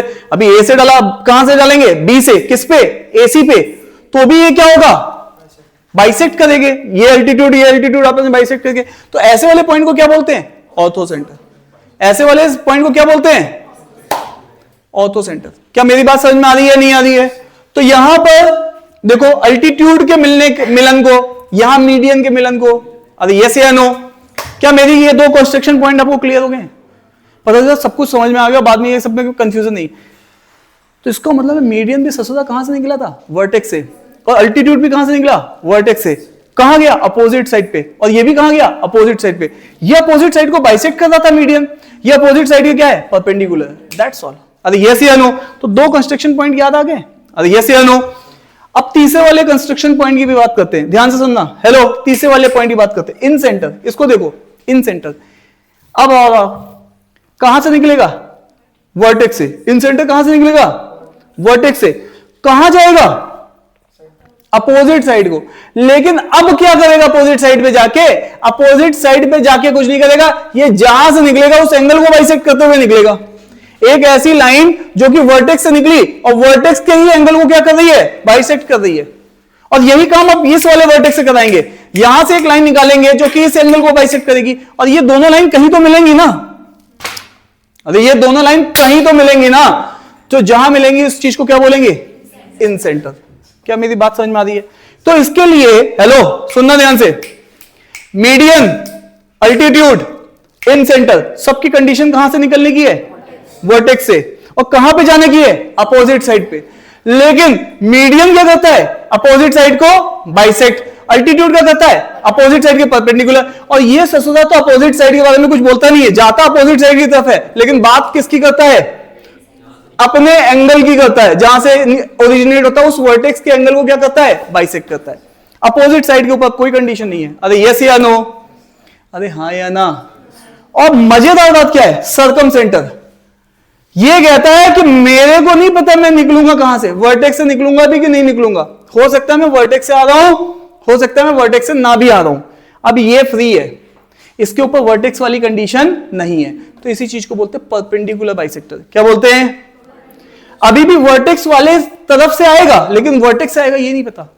अरे जैसे ये भाई साहब है, ये घर से आ रहे हैं, लेकिन हर्षित का नहीं पता कि घर से ही आ रहे हैं कि दोस्त के घर से आ रहे हैं। अरे हाँ या ना, अरे मेरी बात समझ में आ रही है। देखो जब आप 12th तक होते, 11 12 तक, तो पता ही होता कि घर से ही आ रहे होगे, लेकिन जब आप कॉलेज में आ जाते हो तो आपको रंग लग जाते हैं, है ना, फ्लाइंग विंग्स, तब नहीं पता चलता है, क्योंकि घर वाले भी थोड़ा कहते हैं अरे बच्चा कॉलेज गया, थोड़ा कम रोक टोक, है ना, ठीक है। अरे यस या नो है या नहीं हर्षित, ऐसी बात नहीं है, तो ठीक है। तो यहां पर मेक श्योर कि अब जब मैं बात करता हूं किसकी, सर्कम सेंटर की, तो सर्कम सेंटर में इट इज नॉट स्पेसिफाइड कि ये वर्टेक्स से आ रहा है, लेकिन वर्टेक्स वाली साइड से आता है, वर्टेक्स से होके आता है ये मुझे नहीं पता, ठीक है। तो सर्कम सेंटर वाला आता अपोजिट साइड से ही है, आता वर्टेक्स के साइड से, बट वर्टेक्स से होके आ रहा है ये नहीं पता। और इसी तरीके से दूसरा वाला भी आ रहा है वर्टेक्स के साइड से ही, बट अपोजिट साइड के क्या है, परपेंडिकुलर भी है और बाइसेक्ट भी कर रहा है। अरे यस या नो, मतलब अपोजिट साइड को क्या कर रहा है, परपेंडिकुलर भी है और बाइसेक्ट भी कर रहा है, बट वर्टेक्स वाली कंडीशन मिसिंग है। क्या मेरी बात है। तो ऐसे दो पॉइंट को मिलने को क्या बोलते हैं, सर्कम सेंटर। अरे यस या नो। अब इन्हीं के ऊपर क्वेश्चन बनते हैं। तो पहले तो कंस्ट्रक्शन पॉइंट आपके दिमाग में क्लियर होने चाहिए कि कंस्ट्रक्शन पॉइंट चल कैसे रहे हैं। तो ये चारों कंस्ट्रक्शन पॉइंट समझ में आ गया।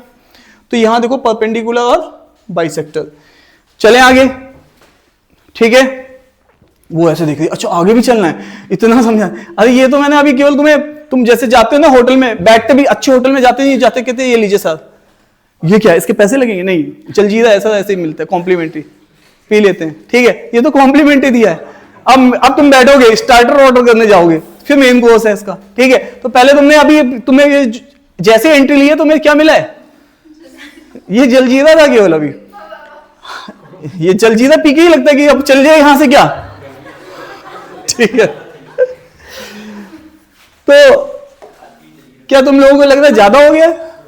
ये देखो, मतलब ऐसे तुम लोग ऐसे मूवी जब गए थे ना, जब वहां देखने के लिए धुरंधर 2, तो 2 घंटे बोल रहे थे भाई ज्यादा हो गई मूवी, अब जा रहे हैं हम, नहीं तब तक पूरी 4.5 घंटे की देखोगे।